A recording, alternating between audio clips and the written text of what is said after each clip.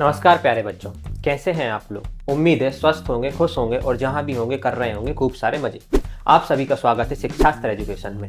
अगर आप चाहते हैं आपको आपके सब्जेक्ट से रिलेटेड टॉपिक वाइज सारे वीडियो फ्री ऑफ कॉस्ट मिले तो सबसे पहले इस चैनल को शिक्षास्त्र एजुकेशन को सब्सक्राइब कर लीजिए और बेल आइकन बटन को प्रेस कर लीजिएगा ताकि सारे वीडियोस आपको मिले टाइम पर। तो चलिए शुरू करते हैं आज का लेक्चर। आज हम पढ़ेंगे एक्सरसाइज 4.2। चैप्टर 4 पढ़ रहे थे हम, 4.1 और इंट्रोडक्शन हम देख चुके थे। आज हम पढ़ेंगे 4.2, है ना। चैप्टर का नाम था क्वाड्रेटिक इक्वेशन।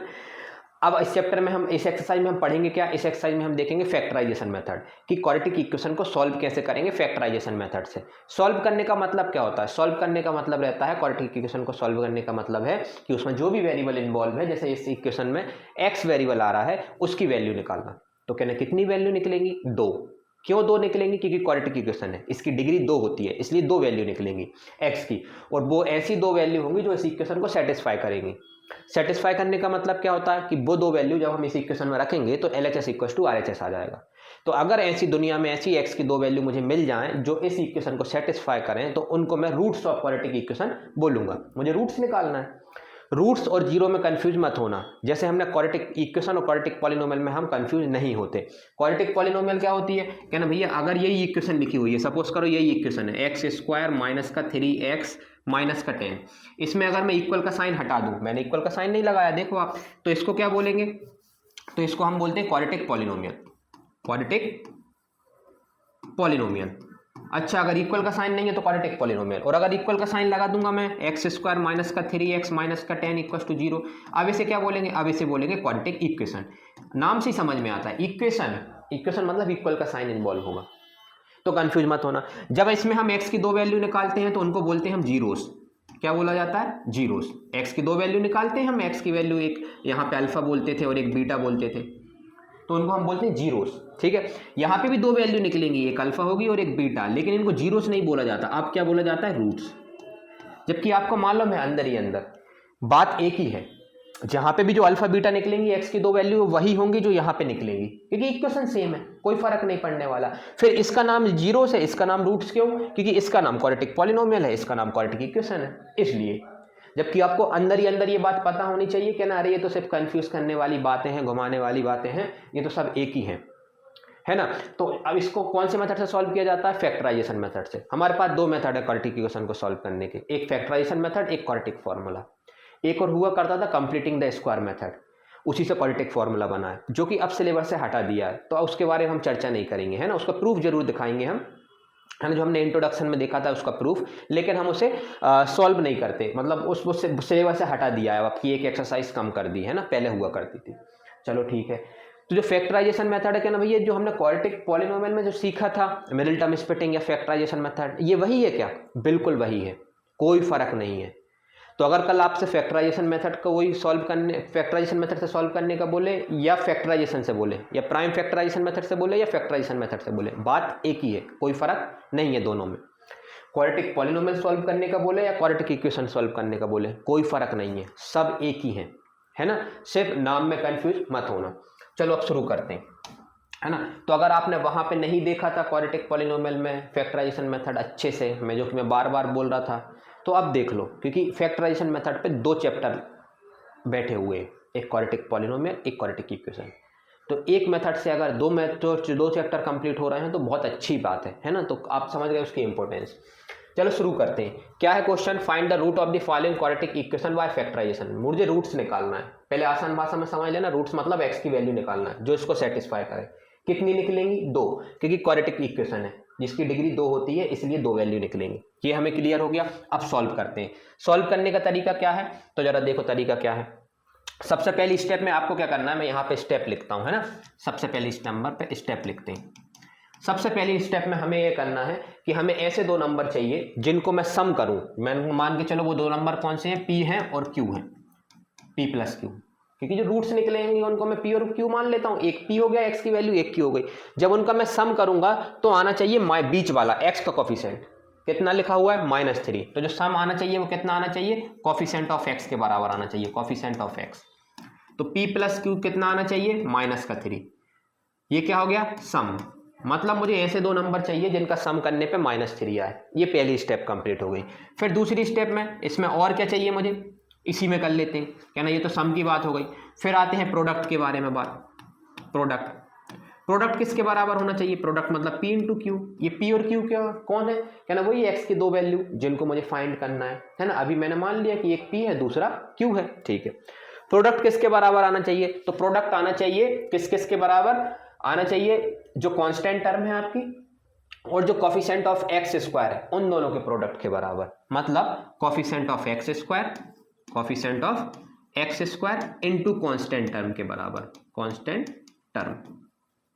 तो कोफिशिएंट ऑफ एक्स स्क्वायर कितना दिख रहा है, आप बोलेंगे 1, क्योंकि कुछ नहीं है बाजू में तो 1 तो रहता ही है। और कांस्टेंट टर्म कितनी है, क्या ना, -10। तो आंसर कितना आ गया, -10। तो प्रोडक्ट किसके बराबर आना चाहिए, -10 के बराबर। मतलब मुझे ऐसे दो नंबर चाहिए आसान भाषा में जिनका जो सम करूं तो -3 आए और प्रोडक्ट करूं तो -10 आए। बस इतना दिमाग में रखना है। क्या ना भैया, अभी कैसे खोजेंगे, मैं ये नंबर कैसे खोजूंगा, है ना। तो नंबर खोजने के 2-3 तरीके हैं। पहला तरीका बताता हूं, है ना, फिर दूसरा तरीका करेंगे, जौन सा आपको अच्छा लगे। पहला तरीका ये है कि जो प्रोडक्ट आया है आपका, कितना आया प्रोडक्ट, 10 आया है, तो क्या ना 10 को पकड़ो, है ना, 10 को बाहर बुलाओ, क्या ना भाई आप 10 यहाँ आ जाओ। प्रोडक्ट सम से कोई लेना देना नहीं है, प्रोडक्ट को बाहर बुलाया, है ना। चलो ये राखी फंस रही है ना। प्रोडक्ट को बाहर बुलाया, क्या ना, ये प्रोडक्ट आ गया 10 बाहर। अब मुझे ऐसे बताओ, ऐसे नंबर में कन्वर्ट करना है, 10 को ऐसे टुकड़े करना है मुझे कि उनका मल्टीप्लाई 10 के 2 टुकड़े करना है ना, मतलब 2 नंबर चाहिए और उनका मल्टीप्लाई करने पे 10 आना चाहिए। तो आप बोलोगे भैया सबसे पहले तो आप एक काम करो, 1 ले लो, 1 में 10 का मल्टीप्लाई करेंगे तो 10 आ जाएगा। मैंने कहा ठीक है। फिर दूसरा नंबर क्या ले लूँ, 2 ले लो, फिर 2 में किसका मल्टीप्लाई करूँ कि 10 आ जाए, तो आप बोलेंगे 5 का। फिर आप बोलोगे भैया 3 ले लो, तो मैं बोलूँगा 3 में किसका मल्टीप्लाई करूँ कि 10 आ जाए, तो आप बोलोगे कोई रियल नंबर नहीं, कोई नेचुरल नंबर नहीं है पॉसिबल। डेसिमल में जरूर है, कोई नंबर मल्टीप्लाई करेंगे तो 10 आ जाएगा, लेकिन मुझे डेसिमल में नहीं खेलना, तो इसलिए मैं 3 नहीं लूंगा। पॉइंट समझ में आया क्यों 3 नहीं ले रहा। 1 लिया, 2 लिया, दूसरा पहला नंबर आपको अपनी मर्जी से लेना है, दूसरा नंबर आप 10 की मदद से निकाल लेंगे। 1 लिया तो 10 बनाना तो 10 का मल्टीप्लाई करेंगे, 2 लिया तो 10 बनाना तो 5 का मल्टीप्लाई करेंगे। 3 ले नहीं सकता क्योंकि 3 में किसका मल्टीप्लाई करें कि 10 आ जाए, कोई नेचुरल नंबर पॉसिबल नहीं है। डेसिमल में जरूर पॉसिबल है लेकिन नेचुरल नंबर पॉसिबल नहीं है, ठीक है। फिर क्या करें, 4 नहीं ले सकते, है ना, 5 लेंगे। 4 क्यों नहीं ले सकते, चलो सपोज करो आपने 4 लिया, तो 4 में किसका मल्टीप्लाई करना पड़ेगा, 2.5 का। तो हमें डेसिमल में नहीं खेलना, है ना। क्यों नहीं खेलना, उसका कारण अब भी आगे पता चल जाएगा आपको। तो क्या ले लूँ, अगला नंबर 5 ले रहा हूँ। तो जैसे ही आपने 5 लिया तो अगला नंबर फिर 2 लेना पड़ेगा, तभी तो 10 बनेगा। लेकिन 2 × 5 तो मैं पहले ही लिख चुका हूं।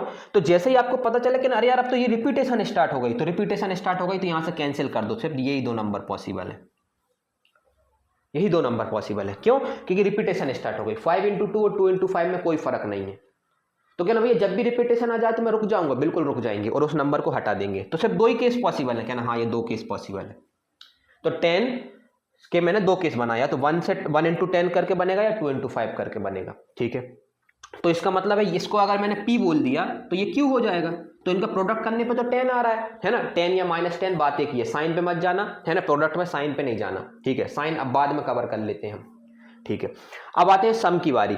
अब मुझे बताओ इनमें से एक नंबर है 1, एक नंबर है 10, किससे सम -3 आ जाएगा, है ना, सम किससे -3 आएगा। तो आप बोलोगे सम आएगा -3, इन दो नंबरों से तो नहीं आएगा, 1 और 10 से।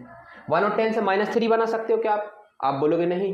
क्यों, क्योंकि देखो 1 और 10 से 4 केस पॉसिबल है। पहला केस क्या है, जब दोनों नंबरों को हम ऐड कर देंगे तो कितना बनेगा 11। दूसरा केस है जब दोनों नंबरों को सब्ट्रैक्ट कर देंगे तो बनेगा -11। तीसरा केस है अगर मैंने 1 को प्लस में लिया लेकिन 10 को माइनस में लिया तो आंसर बनेगा -9। और चौथे नंबर का केस है अगर मैंने 1 को नेगेटिव में लिया और 10 को पॉजिटिव में लिया तो आंसर बनेगा 9। दुनिया में 2 नंबर से सिर्फ ये 4 केस पॉसिबल है। दोनों पॉजिटिव ले लो, दोनों नेगेटिव ले लो, एक पॉजिटिव एक नेगेटिव, पहला पॉजिटिव पहला नेगेटिव दूसरा पॉजिटिव, और कोई केस पॉसिबल नहीं है। लेकिन इन दोनों नंबरों से तो -3 तो आ ही नहीं रहा है, इसमें भी -3 नहीं आ रहा, तो इसका मतलब है ये वाला केस कैंसिल। आपको ये बनाना नहीं है, आप प्रैक्टिस करेंगे तो अपने आप बन जाएगा। अब मुझे बताओ अगर मैं इसको P बोल दूं 2 को और 5 को Q बोल दूं तो मल्टीप्लाई करने पे तो 10 आ रहा है, क्या सम करने पे -3 आ रहा है। आप बोलोगे हाँ बिल्कुल आ रहा है। कैसे आएगा -3 सम करने पे, कि भैया 2 को प्लस में ले लो 5 को माइनस में ले लो तो आ जाएगा -3। इसी ये वाला केस है थर्ड वाला, तो कहना अच्छा हाँ, तो ये वाला केस फिक्स हो गया मेरा। तो दो नंबर कौन से हो गए दुनिया में, 2 और 5। 2 और 5 गलत है, पहला नंबर हो गया 2, दूसरा नंबर हो गया -5। ये वो दो नंबर है दुनिया में जिनका मल्टीप्लाई करेंगे तो -10 आएगा और सम करेंगे तो -3 आएगा, और यही मुझे चाहिए थे। तो मैंने क्या करा नंबर फाइंड करने के लिए, सबसे पहले मैंने सम निकाला और प्रोडक्ट निकाला। प्रोडक्ट को सॉल्व करा, कैसे सॉल्व करा, दो नंबर बनाए प्रोडक्ट की मदद से, ठीक है। और फिर उन दो नंबरों को मैंने चेक करा कि मेरे पास दो केस बन रहे थे, कि मैंने कहा ऐसा केस चाहिए जो सम को भी रिप्रेजेंट कर पाए। तो सम आ रहा था -3, तो -3 इन दो नंबरों से तो नहीं बन रहा था, 2 और 5 से बन रहा था, इसलिए मैंने ये वाला केस लिया। तो मुझे पता चल गया कि दुनिया में एक नंबर 2 है और दूसरा नंबर -5 है, जिसका मल्टीप्लाई करने पे -10 आ रहा है और सम करने पे -3 आ रहा है, ठीक है। तो नंबर मिल गए मुझे, चलो ठीक है, नंबर मिल गए। अब आगे क्या, यही नंबर फाइंड करने थे बस आपको, है ना। ये था मेथड नंबर 1। क्या था ये, मेथड नंबर 1। ये कारगर है, मतलब काम करता है, लेकिन तभी काम करता जब छोटा, मतलब मल्टीप्लाई करने पे जैसे -10 आ रहा था ना, ये छोटे नंबर आए, -10, 20, 30, 40, 50 तक चल जाता है। जब बड़े नंबर आ जाते हैं तो ये मेथड फेल हो जाता है। फेल मतलब बहुत मेहनत लगती है, टाइम कंज्यूमिंग है। फेल मतलब ये नहीं है कि हो गई नहीं आंसर, आंसर आएगा लेकिन टाइम कंज्यूमिंग है, तो फिर लोग करते नहीं है, फिर दूसरा मेथड लगाते हैं। तो अभी हम पहला मेथड सीख रहे हैं ना, फिर अगले क्वेश्चन में दूसरा मेथड सीखेंगे, या इसी क्वेश्चन में देख लेंगे। चलो, तो x², फिर क्या करना है, तो आपका पहला नंबर हो गया। पहला नंबर कितना हो गया आपका, पहला नंबर हो गया आपका कितना आया था, 2 आया था, है ना, 2 आया था, और दूसरा नंबर था आपका q, जो कि -5 आया था। ये दो नंबर हो गए। चलो, अब क्या करना है, इसी को सॉल्व करना है हमें। कैसे लिखेंगे अब हम, चलो अब लिखना है हमें, इसको सॉल्व करना है। x² -3x -10 = 0। हमने क्या करा, अब हम ये बीच के नंबर को ब्रेक कर देते हैं, -3 को। वही तो हमने -3 को ब्रेक करने के लिए तो ये दो नंबर फाइंड करे थे, 2 और -5। तो 3 को क्या लिखेंगे हम हमेशा, 2 -5। तो इसको लिखा 2 और ये -5। इसके साथ x था तो इन दोनों के साथ भी x लगा दिया। आप सॉल्व करेंगे तो देखो -3x ही लिखा है, मैंने कोई चेंज नहीं करा, बस उसको थोड़ा ब्रेक कर लिया। यही पूरी प्रोसेस थी। इसलिए इसी मेथड को मिडिल टर्म स्प्लिटिंग मेथड भी बोला जाता है, क्योंकि आपने मिडिल टर्म को स्प्लिट कर दिया, तोड़ दिया। देखो मिडिल टर्म को तोड़ दिया ना, 3 के 2 टुकड़े कर दिए, 2 और -5। -10 एज इट इज, कहना ठीक है, -10 एज इट इज, 0 भी इक्वल। पहले कितनी टर्म थी क्वेश्चन में, 3, अब कितनी टर्म हो गई, 4। तो 4 टर्म हो गई, तो 2 में बांट लो, ये 2 टर्म अलग कर लो और ये 2 टर्म अलग कर लो। अलग करने का मतलब है कि इन दो टर्म में से कुछ कॉमन आएगा। क्या कॉमन आएगा, कहना भैया दोनों टर्म में x कॉमन दिख रहा है, तो x कॉमन लेंगे। कॉमन लेने के बाद हमेशा ब्रैकेट लगाएंगे, क्यों, इससे ये पता चलता है कि आपने इस ब्रैकेट में से x कॉमन लिया है ना, इस पूरी टर्म में से x कॉमन लिया है, और जो कॉमन लेने के बाद जो बच गया वो आपने ब्रैकेट के अंदर लिखा है, इसलिए बाहर ब्रैकेट लगाते हैं, ठीक है। कैसे पता चला कि x कॉमन आ रहा है, क्या देखो दोनों में x दिख रहा है, इसलिए x कॉमन आ रहा है। नंबर कॉमन नहीं आता, नंबर कॉमन नहीं आएगा क्योंकि यहाँ 2 है और यहाँ 1 है, 1 और 2 में कुछ भी कॉमन नहीं होता, है ना। मैं बोलूँ 2 और 4 में क्या कॉमन है, तो कॉमन का मतलब है कि ऐसा नंबर जो 2 और 4 को कोई डिवाइड कर पा रहा है, तो आप बोलोगे हाँ 2 से डिवाइड हो रहा है दोनों नंबर, तो 2 कॉमन है, इनसे मैं 2 कॉमन ले सकता हूँ, है ना। लेकिन मैं बोलूँगा 1 और 5 में क्या कॉमन है, तो आप बोलोगे 1 और 5 को कौन सा नंबर है जो एक साथ डिवाइड कर पा रहा है, तो आप बोलोगे 1। और 1 लिखो, कॉमन लो या ना लो कोई फर्क नहीं पड़ता, क्यों, क्योंकि 1 का मल्टीप्लाई पे भी कोई फर्क नहीं पड़ता, डिवाइड पे भी कोई फर्क नहीं पड़ता, वो नंबर सेम आ जाता है, तो इसलिए 1 पे को कोई एंटरटेन नहीं करता, है ना, इसलिए नहीं लिया कॉमन। नहीं तो एक्चुअल में x के साथ 1 भी कॉमन है, ठीक है। एक चीज याद रखेंगे, जो x² का साइन है वही हमेशा यहाँ साइन आएगा, अगर यहाँ -x² होता तो यहाँ -x ले लेते, ठीक है, ठीक है। तो x ले लिया। अब क्या करें, कॉमन ले लिया, तो कॉमन लो भाई, x² + 2x में से x² में से x चला जाएगा तो एक x बचेगा, और प्लस 2x में से x चला जाएगा तो 2 बचेगा, ठीक है, कॉमन ले लिया।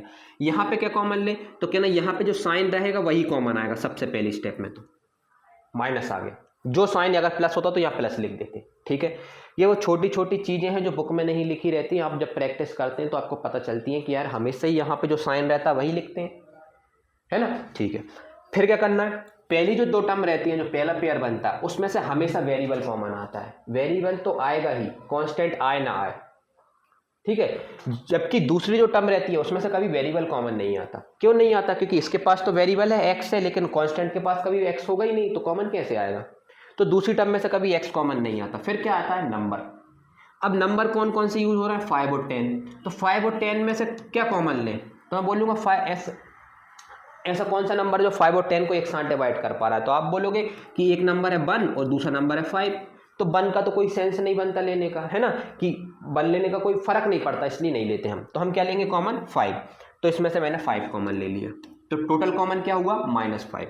ब्रैकेट लगाऊंगा कि कॉमन लेने के बाद अंदर क्या बच रहा है, -5 कॉमन लिया। अब कॉमन लेने का मतलब होता है डिवाइड करना, है ना, तो -5 से इसको डिवाइड कर दो, इस पूरी टर्म को, तो -5 कैंसिल हो जाएगा, कितना बचेगा x।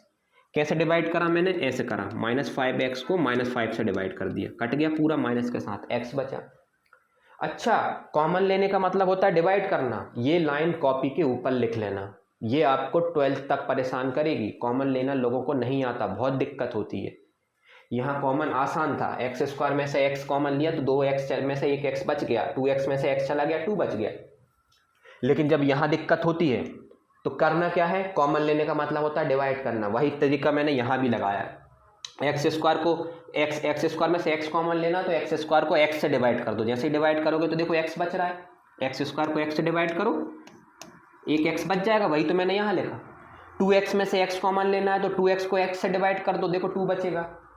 तो क्या ये हमेशा काम करेगा, हमेशा ही काम करेगा। जिसमें से भी, जिस भी टर्म में से जो भी टर्म कॉमन लेनी है उससे उस टर्म को डिवाइड कर दो, बस जो अब बच जाएगा वो आपका कॉमन लेने के बाद आंसर आएगा। ठीक है, क्या ना भैया -10 में से क्या कॉमन लेना है, -5, तो -10 को -5 से डिवाइड कर दो, करा डिवाइड, माइनस से माइनस कैंसिल कर गया, 5 2 जा 10, है ना, प्लस का 2 आया तो ये प्लस का 2। ठीक है भैया, ये लिख दिया। अब देखो जरा ध्यान से, है ना, ध्यान से देखो, क्या ना भैया, ये तो दो ब्रैकेट, दोनों ब्रैकेट अंदर के सेम बन गए, बिल्कुल सेम बन गए, ये देखो सेम बन गए। अगर ये सेम बन जाएं तो आप समझ जाना कि आप बिल्कुल 101% सही कर रहे हैं, कोई भी गलती अभी आपने नहीं करी।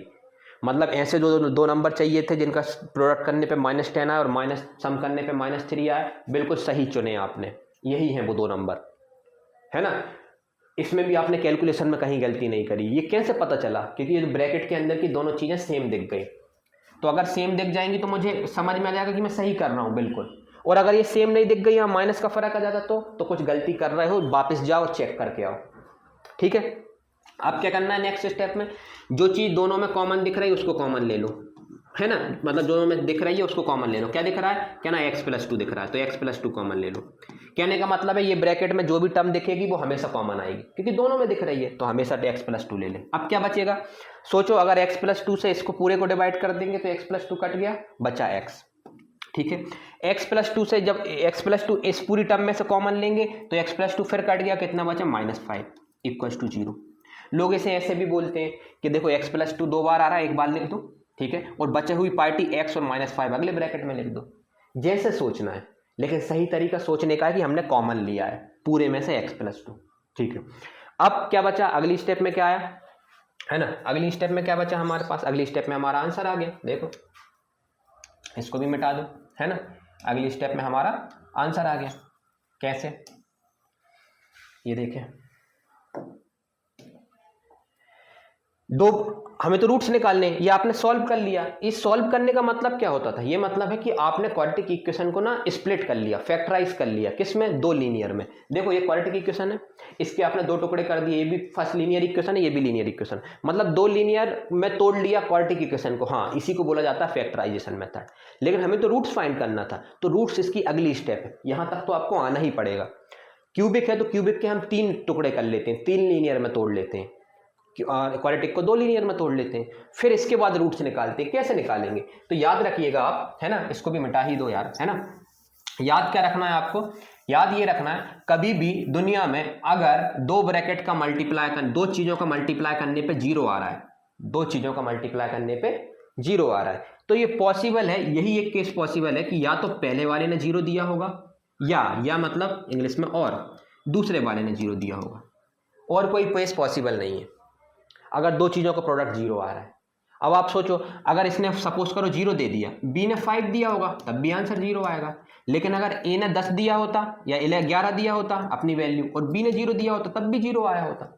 तो 2 में से कोई एक 0 होगा, ये कंफर्म है। तो कभी भी 2 चीज़ों का मल्टीप्लाई 0 आ रहा है तो समझ जाओ या तो पहले वाले ने 0 दिया या दूसरे वाले ने 0 दिया है। तो यहाँ भी वही केस है, 2 टर्म दिख रही हैं, x+2 x-5, दोनों का मल्टीप्लाई करने पे 0 आ रहा है, तो इसका मतलब है कि या तो x+2 = 0 हुआ, मतलब x+2 ने 0 दिया अपना आंसर, या और लिखेंगे, है ना, या x-5 ने अपना आंसर 0 दिया। और कोई पेज पॉसिबल ही नहीं है, नहीं तो जीरो कैसे आएगा? या तो इस पूरी टर्म का आंसर जीरो हुआ होगा या इस पूरी टर्म का आंसर जीरो हुआ होगा। अब जीरो इक्वल टू में आ गया तो यहाँ से एक्स की वैल्यू निकालो, कितना आ गया -2, क्योंकि जब एक्स की वैल्यू -2 रखोगे तभी तो इस पूरी टर्म का आंसर जीरो आएगा। ठीक है, और यहाँ से एक्स की वैल्यू निकालो, क्या ना एक्स की वैल्यू आ गई 5। ठीक है, यहाँ तो एक्स की 2 वैल्यू आ गई, यही जो एक्स की 2 वैल्यू है यही है रूट्स ऑफ इक्वेशन। तो roots of x square minus का 3x माइनस का 10 इक्वल टू 0 आर माइनस का 2 एंड 5, यही वो रूट्स हैं, मतलब एक्स की वैल्यू है जो इस इक्वेशन को सेटिस्फाई कर रही है। क्या ना चेक करके बताओ, मुझे तो भरोसा नहीं हो रहा। मैंने बोला बिल्कुल होना भी नहीं चाहिए, आप चेक करो हमेशा आंसर अपना, जैसे हमने किस में सीखा था, पेयर ऑफ लीनियर इक्वेशन में देखा था कि हमारा आंसर आ जाता था लेकिन हम फिर भी चेक करते थे कंफर्म करने के लिए, है ना। चलो चेक करो, क्या चेक करूं? 5 रख के देख लो, -2 आप रख लेना, मैं 5 रख के बताता हूं।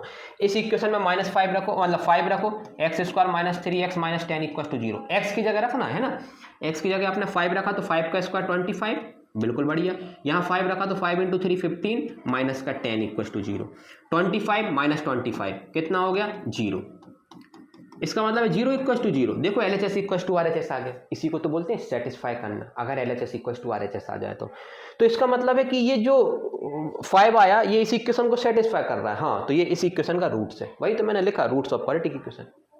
तो आपने क्या देखा, ये कोई नई चीज नहीं थी, ये आप क्वाड्रेटिक पॉलिनोमियल में पढ़ा चुके थे सेकंड चैप्टर में। मैं चाहता तो आपको ये बोल देता कि ना भैया मैंने वहाँ पढ़ाया है ना, लेकिन कई बच्चे ऐसे होंगे जो यही लेक्चर देख रहे हैं या उनने उस टाइम अच्छे से नहीं पढ़ा है, वो क्वाड्रेटिक इक्वेशन ही उन्हें अच्छा करना है, क्वाड्रेटिक पॉलिनोमियल उनके सिलेबस में ही नहीं आ रहा, उनके मिड टर्म में या एग्जाम में ही नहीं आ रहा है ना। अलग अलग स्कूल की अलग अलग क्राइटेरिया, तो अब कैसे करेंगे, इसलिए मैंने फिर से बेसिक से पूरा बताया है ना, नहीं तो वहाँ पे भी मैंने सेम चीज़ बताई थी। तो पहले ये कौन सा मेथड करा हमने, ये फर्स्ट मेथड था, दूसरे मेथड से भी हम यही करेंगे, है ना। तो कौन सा मेथड आपको अच्छा लगे, ठीक है, करना कैसे है ना, फिर से करते हैं। अब हम इसी क्वेश्चन को मेथड नंबर 2 से करेंगे, फिर आप डिसाइड करना कि कौन सा मेथड आपको अच्छा लगे, फिर हर क्वेश्चन उसी मेथड से करना। मेरे हिसाब से तो सेकंड मेथड ज़्यादा कारगर है और वही लगाना हमेशा।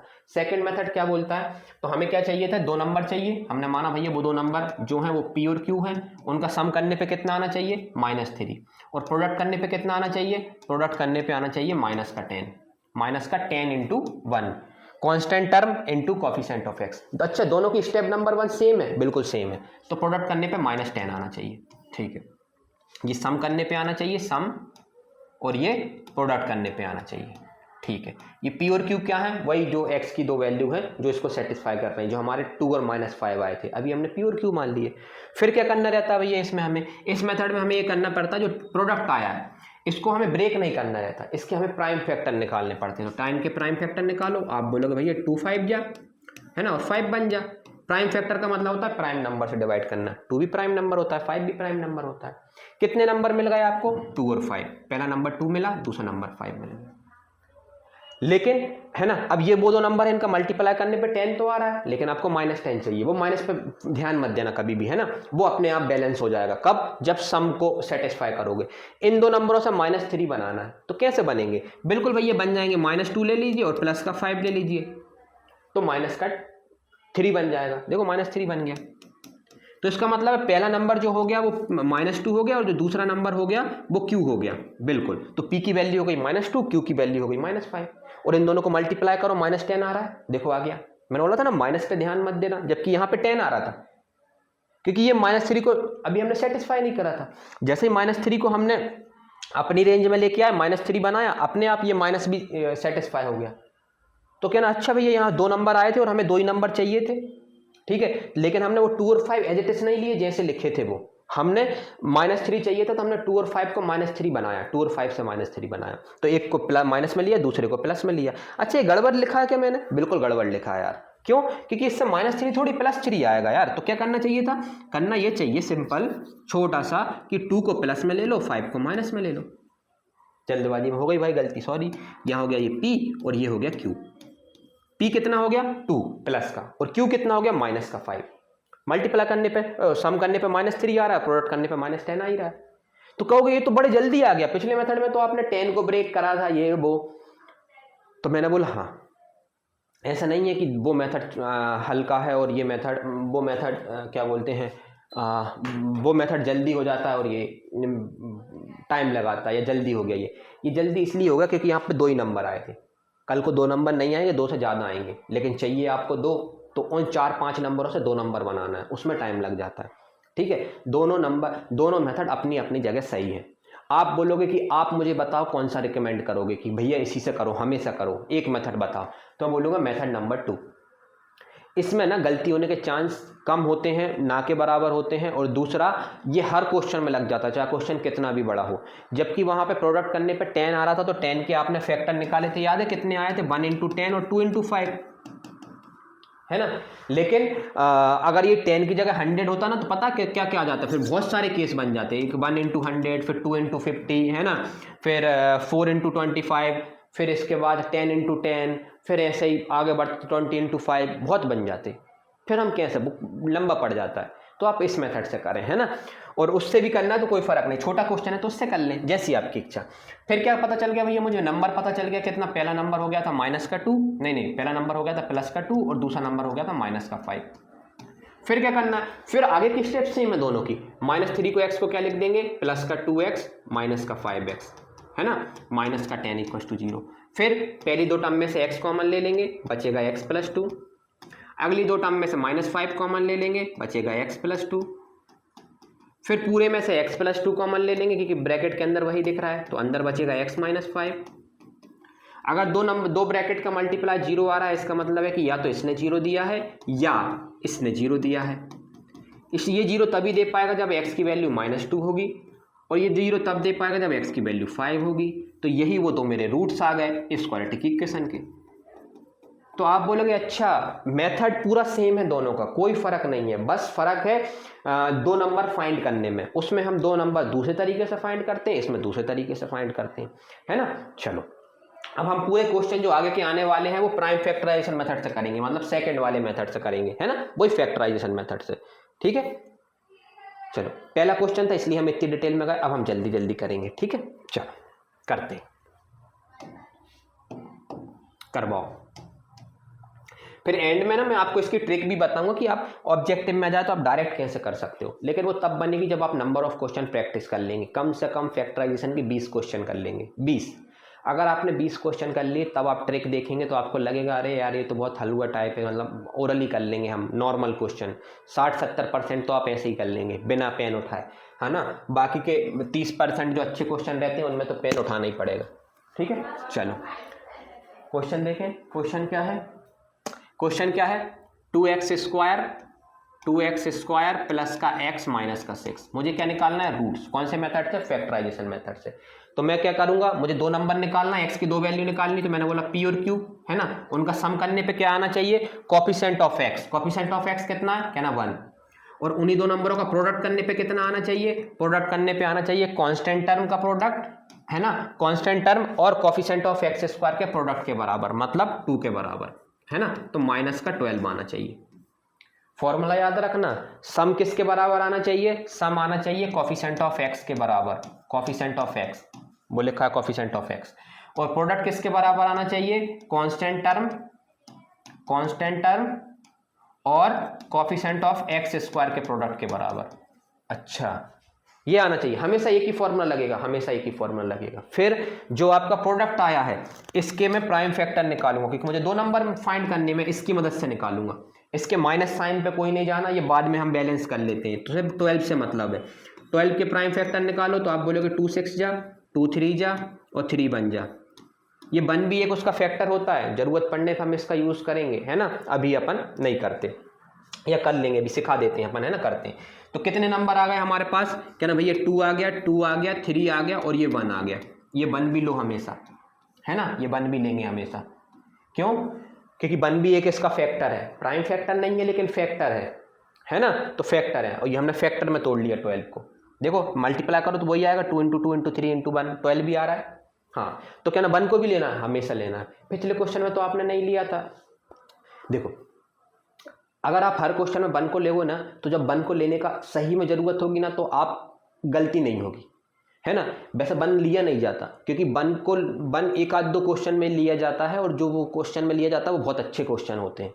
तो आप हर क्वेश्चन में लो, तब जब तुम्हें अच्छा क्वेश्चन मिले तो गलती ना हो, ठीक है, याद रखना। तो पिछले क्वेश्चन में 1 नहीं लिया तो कोई फर्क नहीं पड़ा था, तो यहाँ भी नहीं लोगे तो कोई फर्क नहीं पड़ने वाला, लेकिन लेना है हमें, है ना। तो आदत बन जाएगी कि जब अच्छा क्वेश्चन आएगा तो उसका यूज कैसे करना है 1 का। अब देखो 4 नंबर दिख रहा है तुम्हें, 2 2 3 1 ये लिख लिए मैंने। इन 4 नंबरों से मुझे कितने नंबर बनाना है, 2, क्योंकि मुझे तो 2 वैल्यू चाहिए ना एक्स की, एक जिसको पी बोला एक को क्यू बोला है, तो मुझे 2 नंबर चाहिए। तो 4 नंबरों से 2 बनाना है, तो कैसे बनाए, तो मैं बोलूंगा मिक्स करके। मिक्स मतलब मल्टीप्लाई करके, सम करके नहीं, मल्टीप्लाई करके। तो करो भाई मल्टीप्लाई। आपने बोला कि भैया मैं इन दोनों को मल्टीप्लाई कर ले रहा हूँ, 2 × 2 कितना हो जाएगा 4, फिर इन दोनों का मल्टीप्लाई कर ले रहा हूँ, कितना आ जाएगा 3। तो कहना भैया एक नंबर 4 हो गया, एक नंबर 3 हो गया।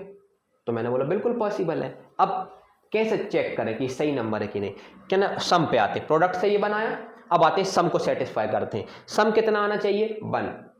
क्या 4 और 3 का सम करने पे 1 आएगा। अब सम करने का मतलब ये नहीं है कि सिर्फ प्लस करना, सम करने का मतलब मैंने 4 केस बनाए थे आपको, कौन सा, या तो दोनों नंबर को प्लस में ले लो, या दोनों नंबर को माइनस में ले लो, या पहले को प्लस में दूसरे को माइनस में, या पहले को माइनस में दूसरे को प्लस में। यही होता है सम करने का तरीका। आप बोलेंगे हाँ। तो इससे आंसर कितना आ रहा है 7, इससे आंसर कितना आ रहा है -7, इससे आंसर आ रहा है 1 और इससे आंसर आ रहा है -1। मुझे आंसर कितना चाहिए 1 बन सकता है इसका मतलब 4 और 3 से, बिल्कुल बन सकता है।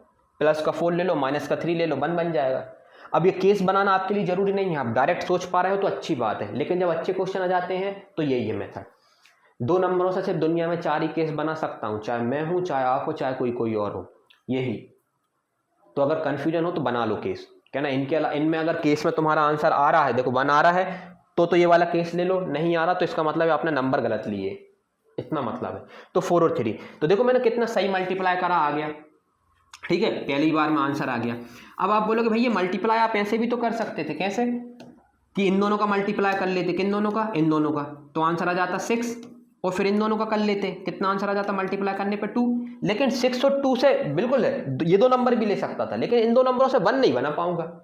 2 और 6 से कैसे 1 बनाओगे, दोनों को जोड़ोगे, घटाओगे, एक को प्लस में एक को माइनस में, कुछ भी ले लो 1 नहीं आएगा, इसलिए 2 और 6 नहीं ले सकते। लेकिन केस तो बन रहा था, तो हमें ऐसे नंबर लेना है जो दोनों केस को सेटिस्फाई करें, इसको भी और इसको भी, ठीक है।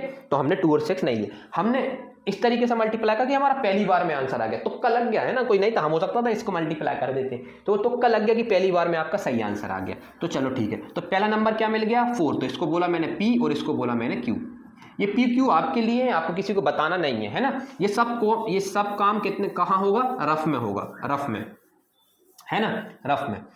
तो चलो अब क्या करना रहता है, क्वेश्चन लिखा, फिर हमें 2x² एज इट इज लिखना है ना, 2x² एज इट इज लिखेंगे, फिर बीच वाली टर्म को हम 2 टुकड़े कर देंगे, ब्रेक कर देंगे। क्या कौन कौन से, एक कहना लिखना है कौन कौन से नंबर आए थे आपका, प्लस का 4 और माइनस का 3, तो प्लस का 4 माइनस का 3, इसके साथ x लगा तो x। ध्यान से देखो ये x ही लिखा है, 4x - 3x x ही होता है, बस उसके ब्रेक करके लिख दिया। फिर क्या करेंगे -6 एज इट इज, अच्छा ये पहले है ना। फिर अगली स्टेप में क्या करेंगे, पेयरिंग कर लेंगे ये 2। ये अंडरलाइन आपको नहीं करना है एग्जाम में, है घर पे करना जब प्रैक्टिस कर रहा है, एग्जाम में तो बहुत साफ सुथरा लिखना है, और ये भी एग्जाम में नहीं करना, ये सब रफ में होगा। मेन कॉपी में क्या होने वाला है, जो मैं यहाँ लिख रहा हूँ, ठीक है। यहाँ पे ऐसे लिखेंगे गिवन, पेपर से क्वेश्चन उतारेंगे, कॉपी में गिवन लिखा, और फिर इसके बाद डायरेक्ट ये करना है। पहली इक्वेशन से क्या कॉमन आ रहा है, कहना भैया हमेशा वेरिएबल आता है कॉमन, आपने बताया था, मैंने लिख दिया, ठीक है। अब नंबर की बारी, 2 और 4 आ रहे हैं, 2 और 4, तो 2 और 4 में से क्या कॉमन आएगा, 2 और 4 में से क्या कॉमन आएगा, तो मैं बोलूंगा 2 और 4 को कौन सा नंबर, देखो एक तरीका वही है जो मैंने आपको पिछली बार बताया कि 2 और 4 को कौन कौन से नंबर डिवाइड कर रहे हैं, तो आप बोलोगे एक 1 कर रहा है और एक 2 कर रहा है, दोनों को करना है, तो 1 तो लेंगे नहीं तो 2 लेंगे, तो मैंने बोला बिल्कुल 2 लेंगे। क्या ना और कोई तरीका है, तो मैंने बोला हाँ।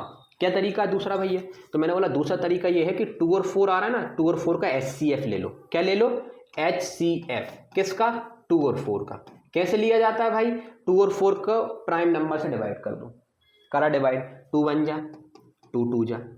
अब कोई नंबर और पॉसिबल है क्या जो 1 और 2 को एक साथ डिवाइड कर पाए, आप बोलोगे नहीं, ऐसा कोई नंबर पॉसिबल नहीं है। 1 आ जाए तो फिर तो हाथ ही खड़े कर दिया करे, तो इसका मतलब है सिर्फ 2 है इनका HCF, ये हो गया 2, तो सिर्फ 2 कॉमन लेंगे, वही मैंने वहां लिखा। सोचने का तरीका है, आप वैसे सोचो या ऐसे सोचो। आप बोलोगे आप बताओ मुझे कैसे सोचना है, तो मैं बोलूँगा HCF के तरीके से सोचो, इससे 2 काम बन जाएंगे, HCF निकालना भी आ गया और कभी गलती होगी भी नहीं, ठीक है। हाँ बड़े नंबर आते हैं तो ये बहुत काम करता है, चलो ठीक है। 2x कॉमन लिया, कॉमन लेने का मतलब क्या होता है भैया, डिवाइड करना। तो 2x से किसको डिवाइड करूंगा, 2x स्क्वायर को, 2x स्क्वायर को 2x से डिवाइड करूंगा, 2 से 2 कैंसिल, x स्क्वायर से x कैंसिल, बचा x। 4x में से क्या कॉमन लेना है, 2x, तो 4x को 2x से डिवाइड करेंगे, x से x कैंसिल और 2 2 जा 4, x प्लस 2। फिर आपने बताया था भैया यहाँ पे जो साइन रहता है वो कॉमन आएगा, बिल्कुल मैंने बोला यही कॉमन ले लो, लिख दो यहाँ पे, है ना। ये एरो मेरो आपके घर पे करना, एग्जाम में मत करना। आपने बोला था कि दूसरे ब्रैकेट, दूसरी वाली जो दो पेयर रहता है, जो दूसरी वाली जो दो टर्म रहती हैं उनसे कभी भी वेरिएबल कॉमन नहीं आता, तो मैं वेरिएबल नहीं लूंगा, लेकिन नंबर तो लूंगा। हाँ, तो 3 और 6 में से क्या कॉमन आएगा, तो मैं बोलूंगा HCF निकाल लो 3 और 6 का, HCF ऑफ 3 and 6 क्या कैसे निकलेगा, कॉमन लिखूंगा ऐसा। किससे डिवाइड हो रहे हैं दोनों नंबर, 3 बन जा 3 2 जा। अब कोई ये दोनों नंबर किसी और से डिवाइड हो रहे हैं, तो नहीं हो रहा है, तो कहानी खत्म, ये जो एक नंबर आया ये HCF हो गया। कहना अगर ये फिर किसी और से भी डिवाइड हो रहे होते तो इन दोनों का मल्टीप्लाई HCF आ जाता। तो HCF कितना आ गया, 3। तो -3 से इसको, इन दोनों टर्मों को डिवाइड करेंगे। फर्स्ट टर्म को डिवाइड करेंगे तो माइनस से माइनस कैंसिल, 3 से 3 कैंसिल, बचेगा x, क्योंकि कॉमन ले रहे हैं हम। फिर -3 से -6 को डिवाइड करेंगे, तो देखो रफ में कर लो, -3 से -6 को -3 से डिवाइड करेंगे तो माइनस से माइनस कैंसिल, 3 2 जा 6, तो प्लस का 2 आंसर आ गया, प्लस का 2। अब आपको पता चला, अरे भैया ब्रैकेट के अंदर दोनों चीजें सेम बन गई, और आपने बोला था अगर ब्रैकेट के अंदर दोनों चीजें सेम बन जाएं तो जो मैं कर रहा हूं बिल्कुल सही कर रहा हूं। मैंने बोला बिल्कुल सही कर रहा है आप, कहीं गलती नहीं है आपकी, फिर आप बिल्कुल बेफिक्री से खेला करें।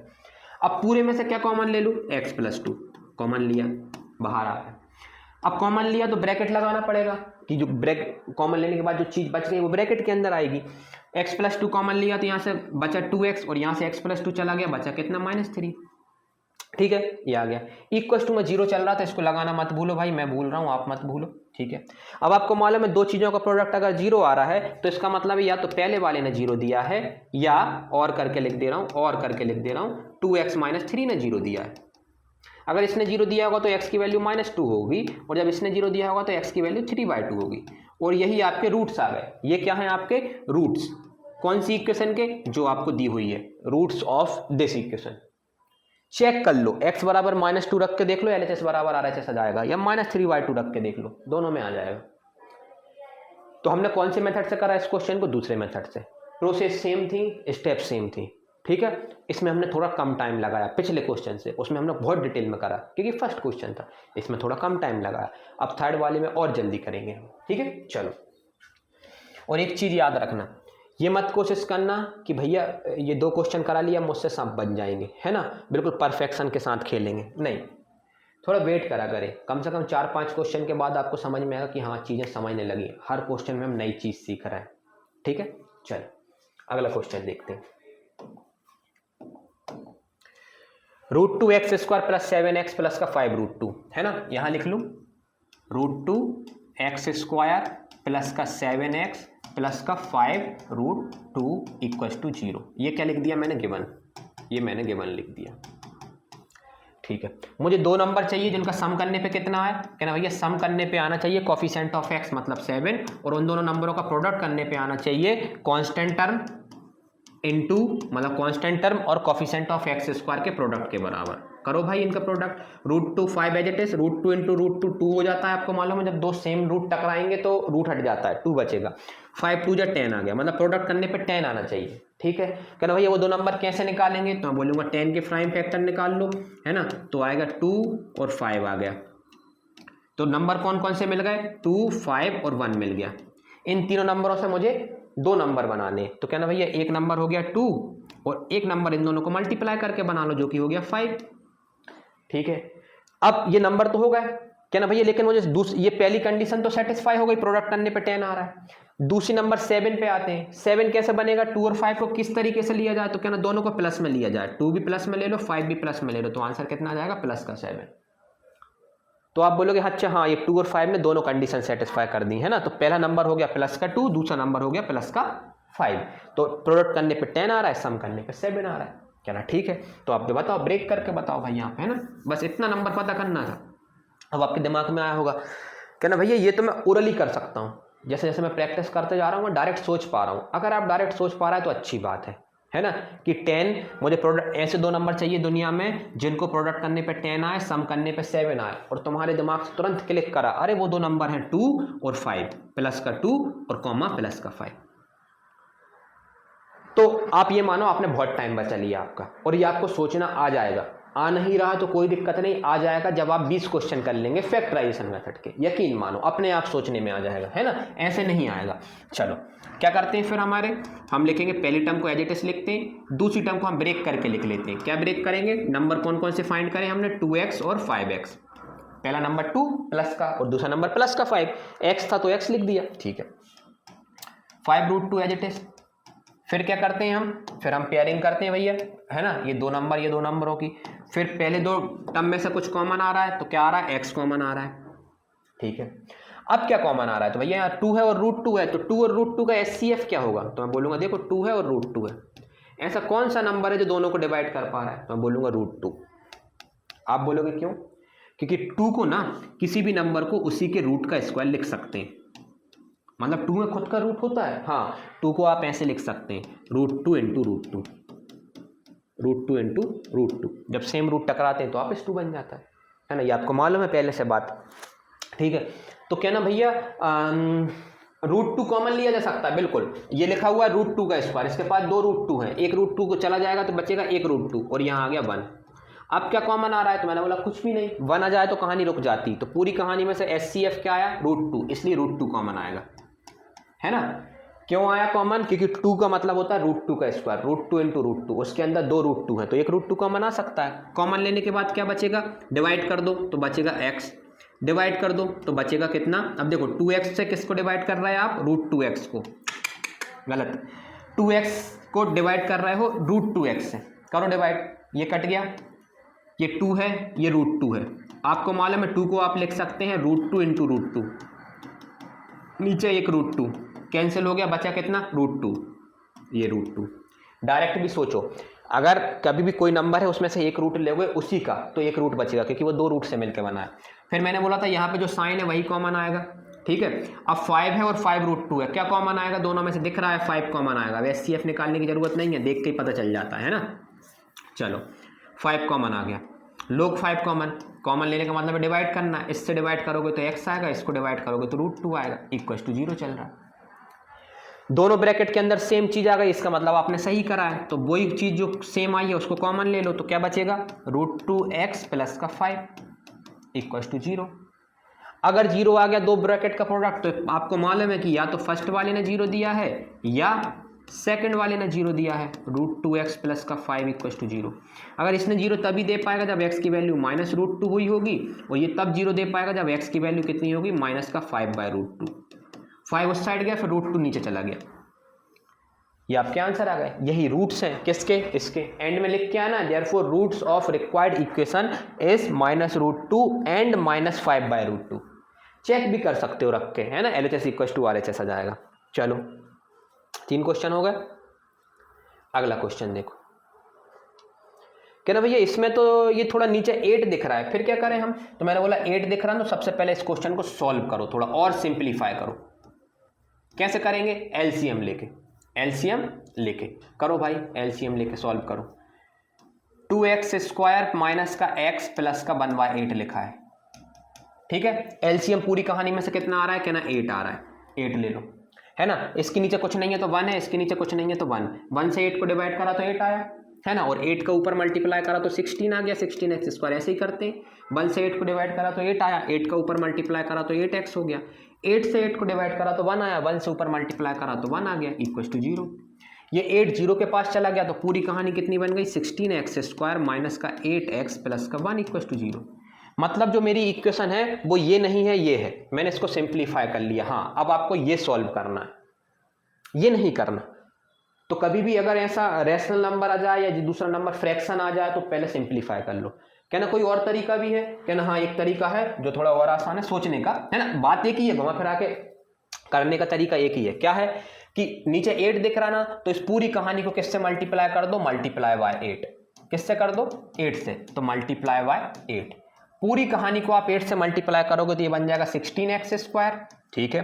ये बन जाएगा माइनस का 8x, और जब यहाँ 8 से मल्टीप्लाई होगा तो 8 8 कैंसिल हो जाएगा तो 1 बचेगा।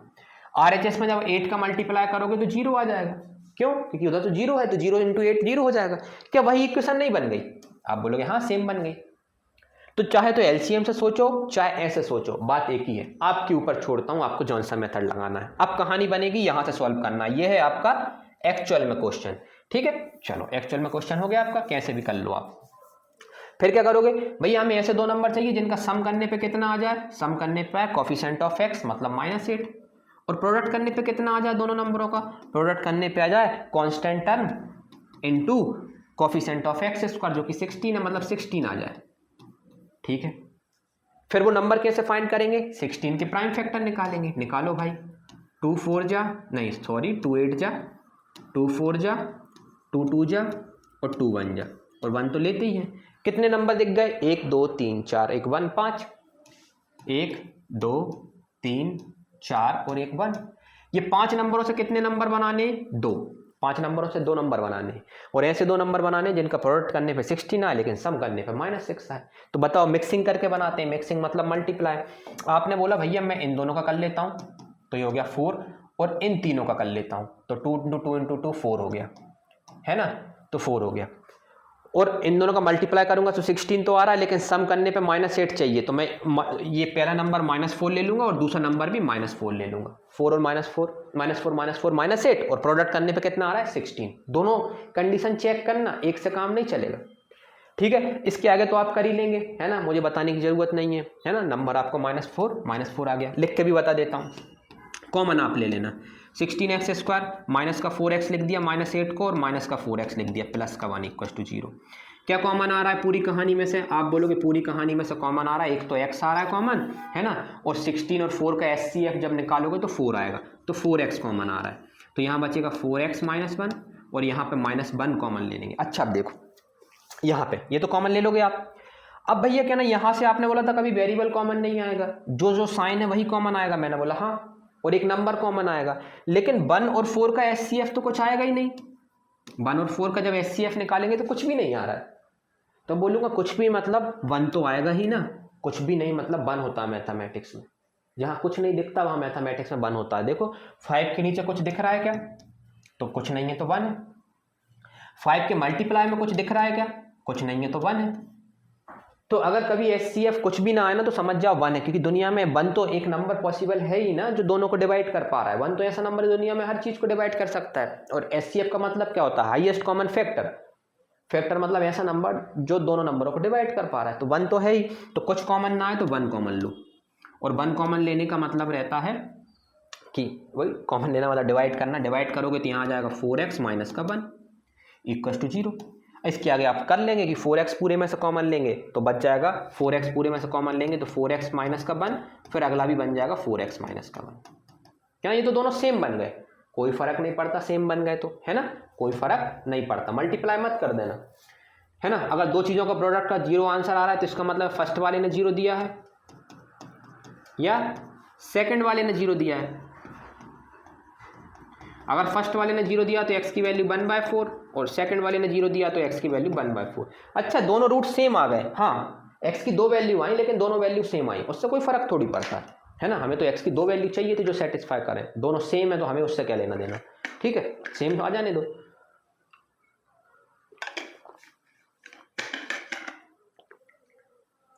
मैं सोच रहा था आपको ये वाला क्वेश्चन नहीं कराऊंगा, लेकिन बातों बातों में कराना पड़ा क्योंकि इसमें 2-3 चीज़ें नई सीखने मिल गई। एक 1 कॉमन लेना, ये सीखना जरूरी, कुछ भी कॉमन नहीं आया तो 1 तो कॉमन लेना ही है। और दूसरी चीज़ अगर सेम बन जाए तो मल्टीप्लाई नहीं करना है ना। चलो ठीक है, अगला क्वेश्चन देखते हैं। ये आप कर लेंगे भाई, है ना, वो पिछला मैंने करा दिया तो ये आप कर लेंगे, है ना, ये आप कर लेंगे। हमें कौन से 2 नंबर चाहिए जिनका सम करने पे कितना आए, कोफिशिएंट ऑफ x जो कि कितना लिखा है -20, और प्रोडक्ट करने पे कितना आए, प्रोडक्ट करने पे आए कांस्टेंट टर्म और कोफिशिएंट ऑफ x² के बराबर, मतलब 100 आ जाए। अब जरा दिमाग ला के सोचो, है ना, फैक्ट कैसे निकालते हैं, प्राइम फैक्टर निकालेंगे 100 के, मत निकालो, ऐसे सोचो कि यार ऐसे कौन से 2 नंबर होंगे दुनिया में जिनका मल्टीप्लाई करने पे तो 100 आ रहा है, लेकिन जब प्लस माइनस करेंगे तो -20 बने।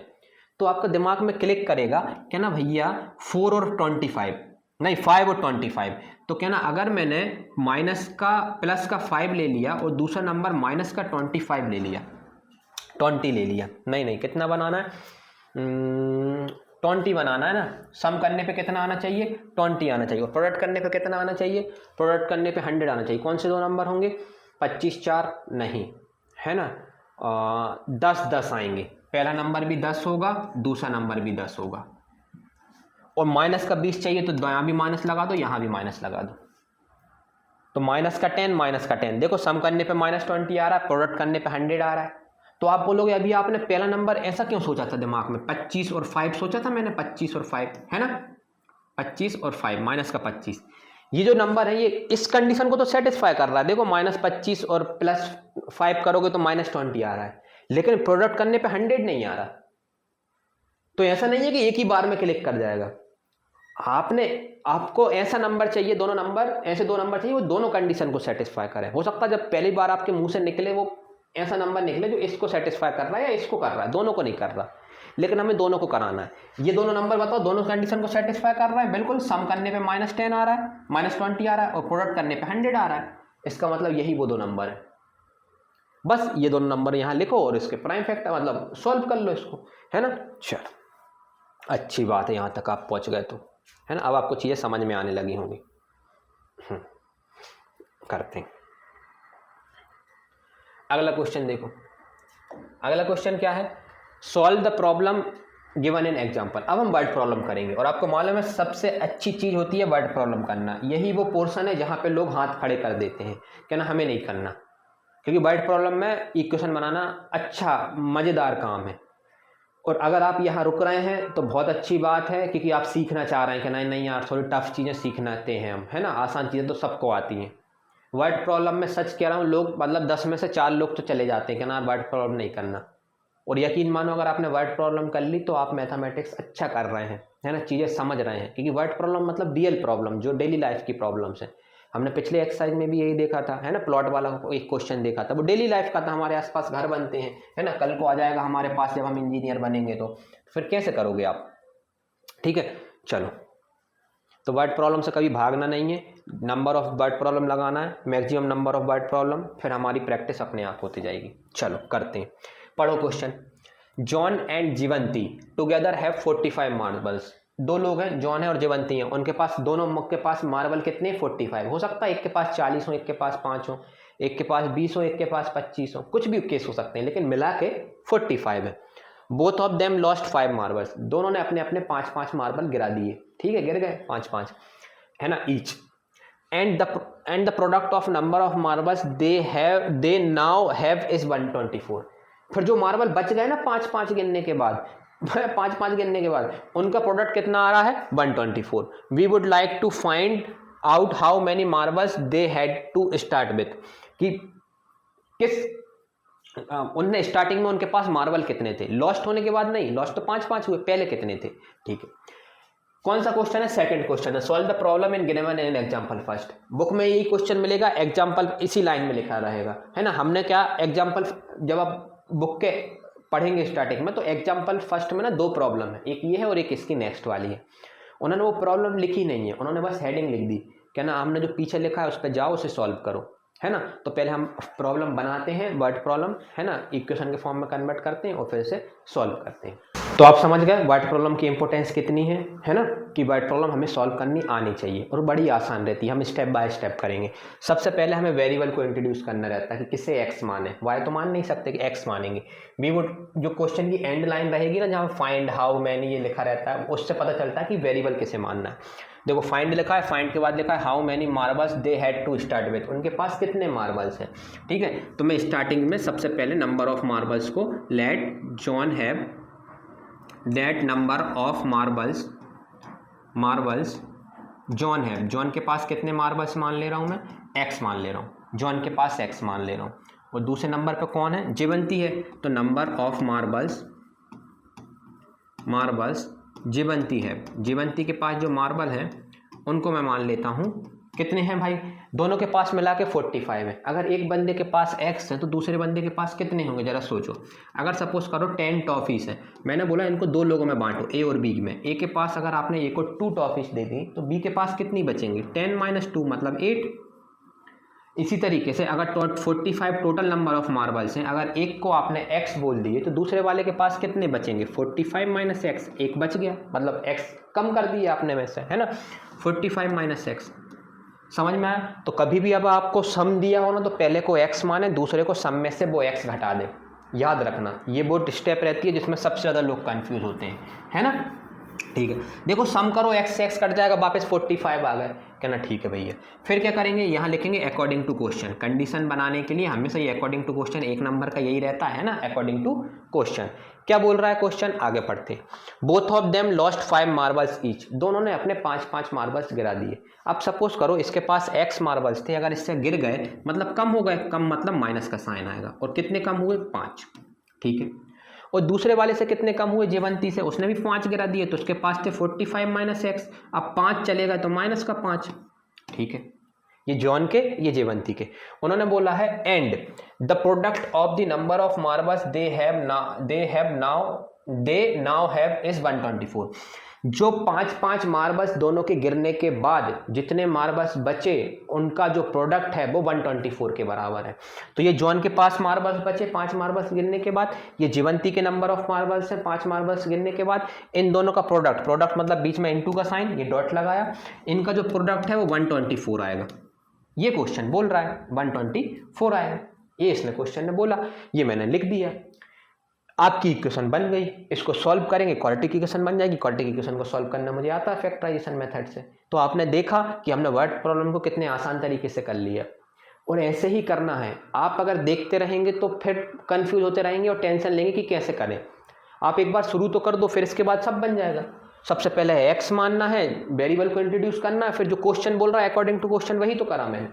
मल्टीप्लाई करवाओ मेरे साथ साथ, पहले से सॉल्व कर लें। ये लिखा हुआ है x माइनस 5 और यहाँ लिखा है 40 में 5 में से x जाएगा तो ये बनेगा 40 माइनस एक्स इक्वल टू 124 चल रहा था। x से अंदर मल्टीप्लाई कराओ तो ये बन गया 40x, है ना।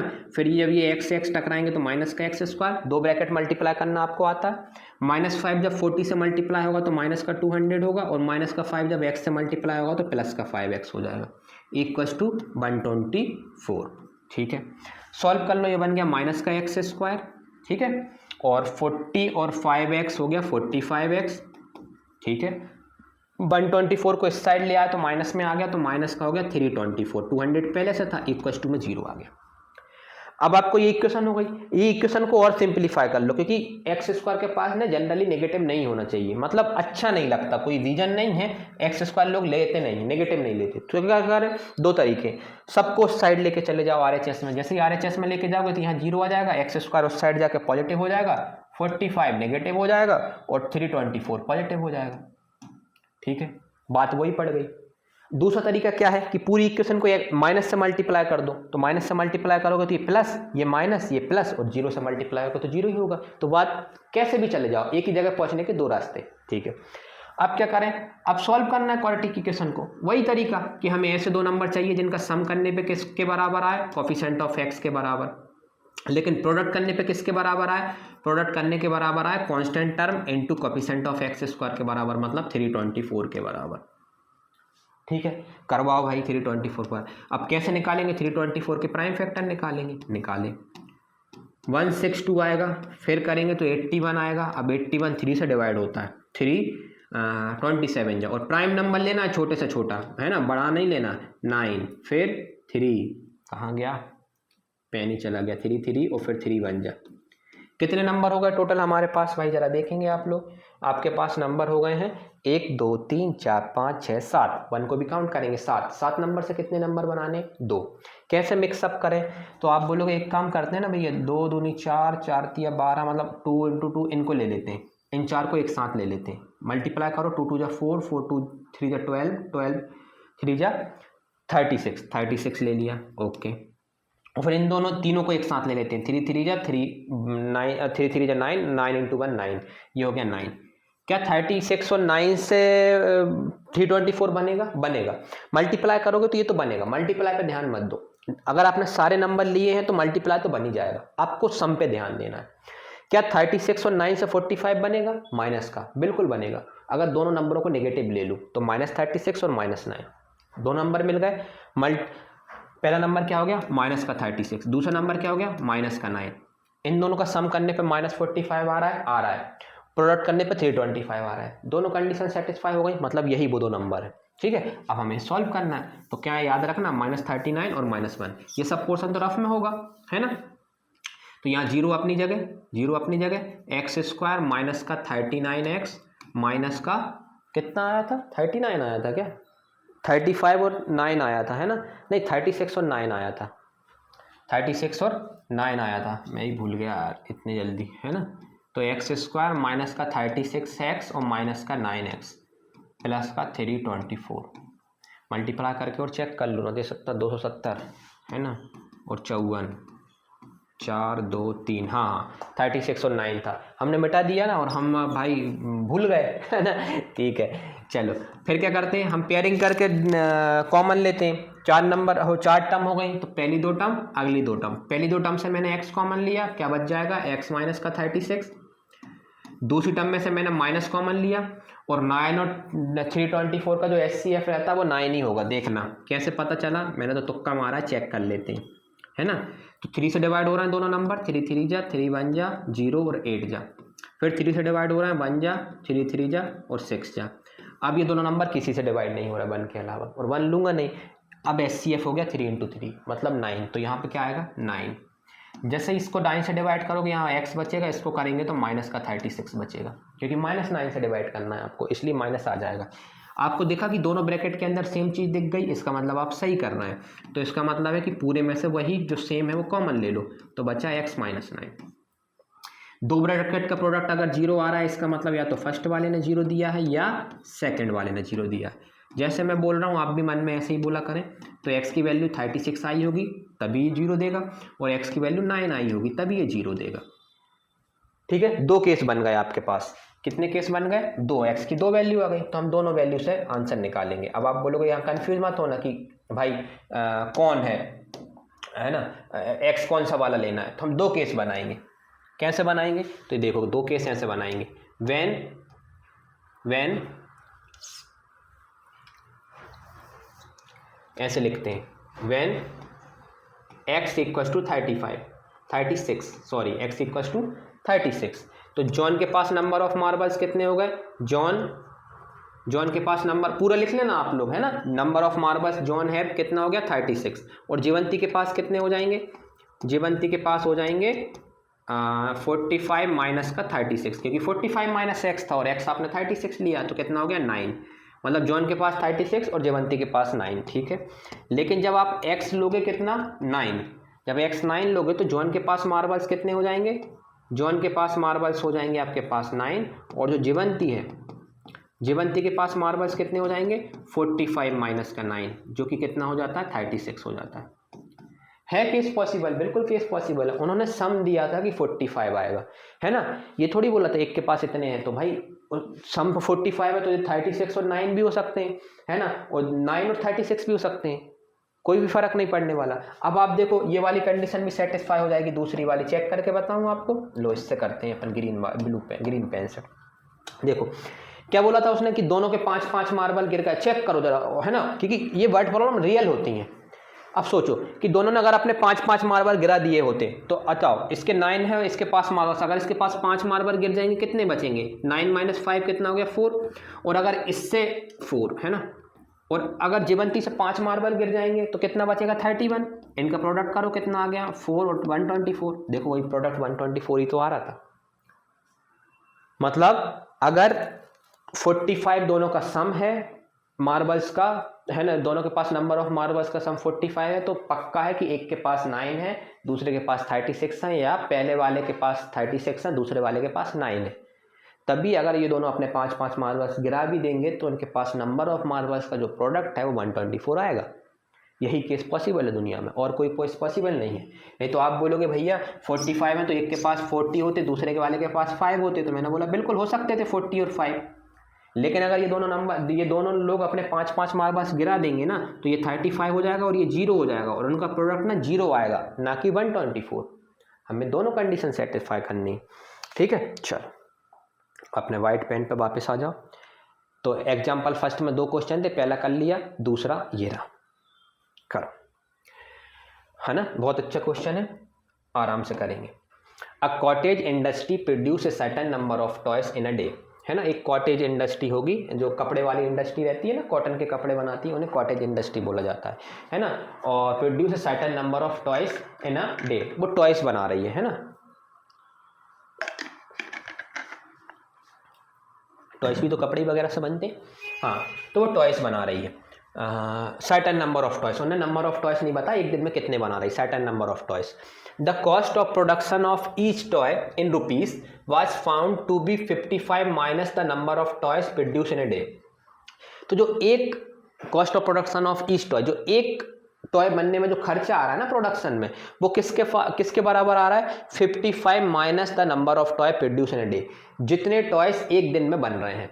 सपोज करो एक दिन में अगर एक्स टॉयज बन रहे हैं, एक दिन में कितने टॉयज बन रहा है, एक्स टॉयज, है ना, तो जो कॉस्ट होगा ना एक टॉयज बनने का, वो आएगा 55 माइनस नंबर ऑफ टॉयज जो एक दिन में बन रहा है, मतलब 55 माइनस है, ये है उसके कहने का तात्पर्य, है ना, जो कि अपन आगे बात करेंगे। फिर ऑन ए पर्टिकुलर डे, एक कोई सा भी डे है, 7 दिनों में से कोई डे पकड़ लो, मंडे पकड़ लिया, the total cost of production was 750, जो टोटल कॉस्ट है ना प्रोडक्शन की, टोटल वो कितनी है, 750।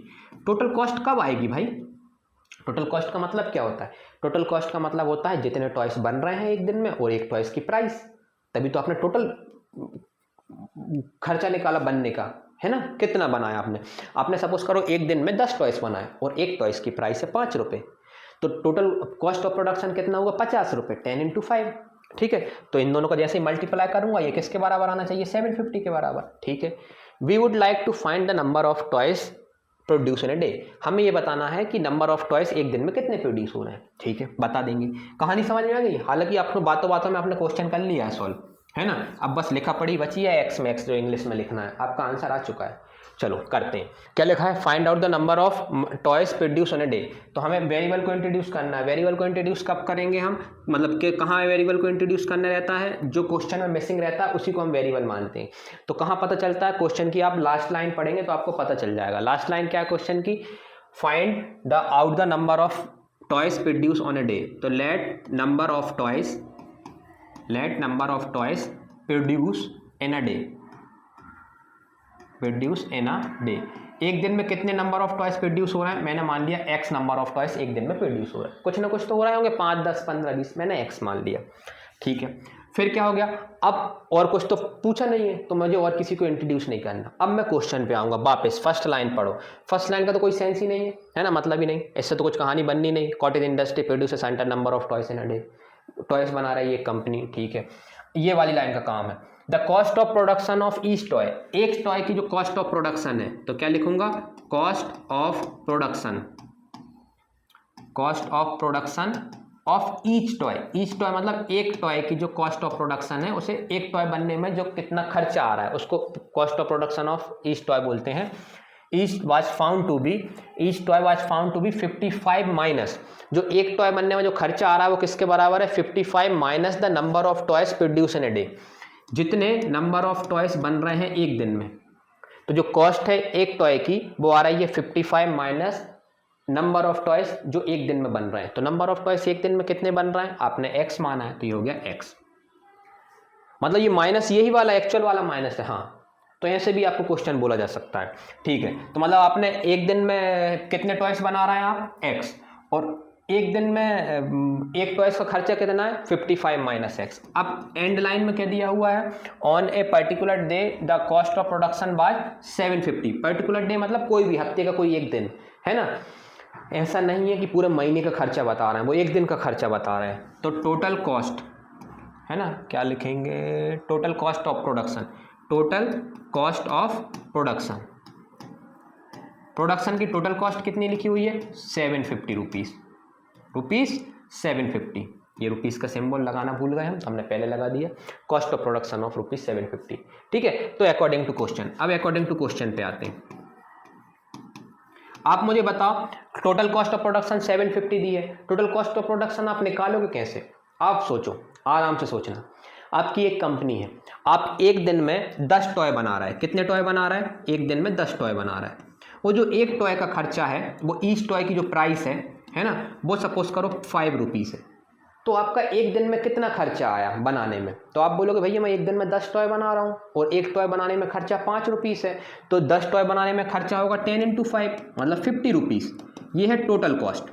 ये कितनी आई टोटल कॉस्ट, यही तो हमें यहाँ दिया। टोटल कॉस्ट कितनी दी हुई है 750।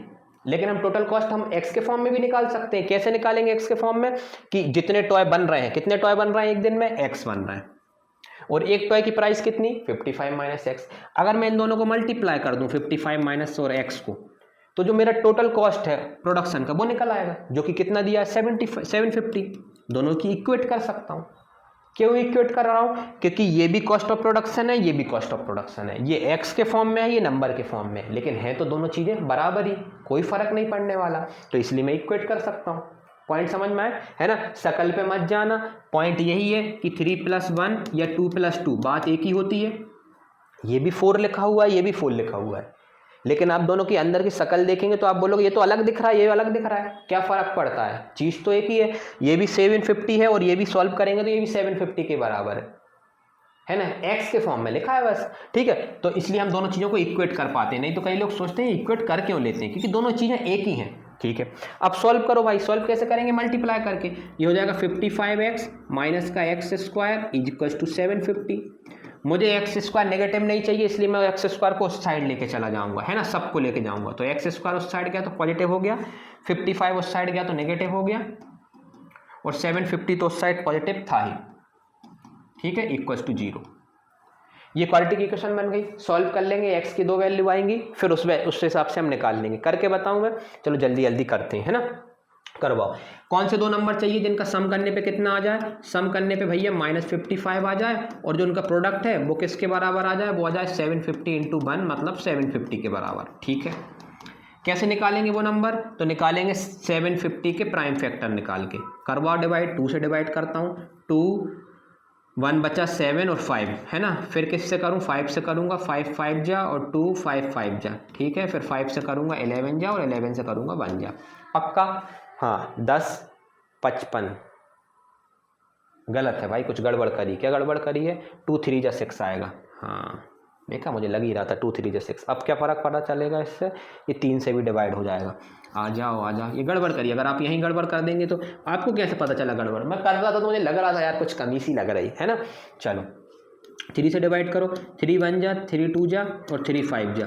फिर अब किससे 5 से डिवाइड कर दो, 5 25 जा ही होता है, और फिर 5 5 जा और 5 बन जा। ठीक है, चलो चेक करना जरा, 5 दूनी 10 30 और 15 150 150 15 50 बिल्कुल सही है 750। इन सब का मल्टीप्लाई करने में 750 आना चाहिए। ठीक है, अब मुझे इन कितने नंबर हो गए मेरे पास टोटल, 1 2 3 4 5 6 नंबरों से 2 नंबर बनाने। कैसे मिक्सअप करोगे भाई, जल्दी जल्दी करवाओ।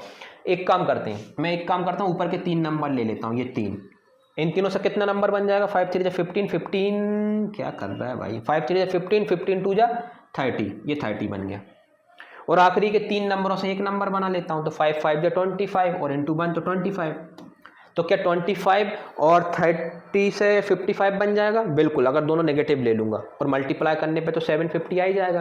तो मुझे नंबर क्या मिल गए, -25 और -30। मेरा एक ही बार में तुक्का सही लग गया, है ना। अगर आपका गलत लग जाए फिर आप अलग दूसरे नंबर ले लो, कोई फर्क नहीं पड़ता, बार बार करो प्रैक्टिस, जल्दी आ जाएगा, है ना। तो -25 और -30 हमारे नंबर हो गए। ठीक है, -25 और -30 करवाओ भाई, -25 -30।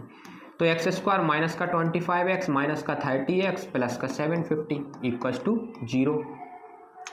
पहले में से x कॉमन आ गया तो x -25 आ गया, दूसरे में से -30 कॉमन ले लिया तो यहाँ बचा x और -25 = 0। तो यहाँ से x की वैल्यू x -25 कॉमन ले लिया है, तो यहाँ बचा x -30 = 0। दो चीज़ों का प्रोडक्ट अगर 0 आ रहा है तो या तो इसने 0 दिया या उसने 0 दिया, मैं डायरेक्ट लिख दे रहा हूँ। तो x की वैल्यू 25 आएगी और यहाँ से x की वैल्यू 30 आ जाएगी। ठीक है, x की वैल्यू 25, x की वैल्यू 30। ठीक है, आपसे क्या पूछा था, आपसे पूछा है find out the number of toys produce on a day. तो therefore number of toys produce in a day is बराबर 25, है ना। अच्छा एक चीज़ बताओ जरा यार, कुछ गड़बड़ हो रही, पता है क्या गड़बड़ हो रही है? क्योंकि 2 आंसर आ रहे हैं, एक आंसर आना चाहिए, एक नेगेटिव में आना चाहिए, ठीक है। तो एक्स स्क्वायर माइनस का 25 आ रहा है, 30 और 25 50, 55 मल्टीप्लाई करने पे प्लस का 750 सही तो आ रहा है। हाँ तो कोई दिक्कत नहीं है ना, दोनों नेगेटिव आ रहे हैं तो कोई फ़र्क नहीं पड़ता है ना।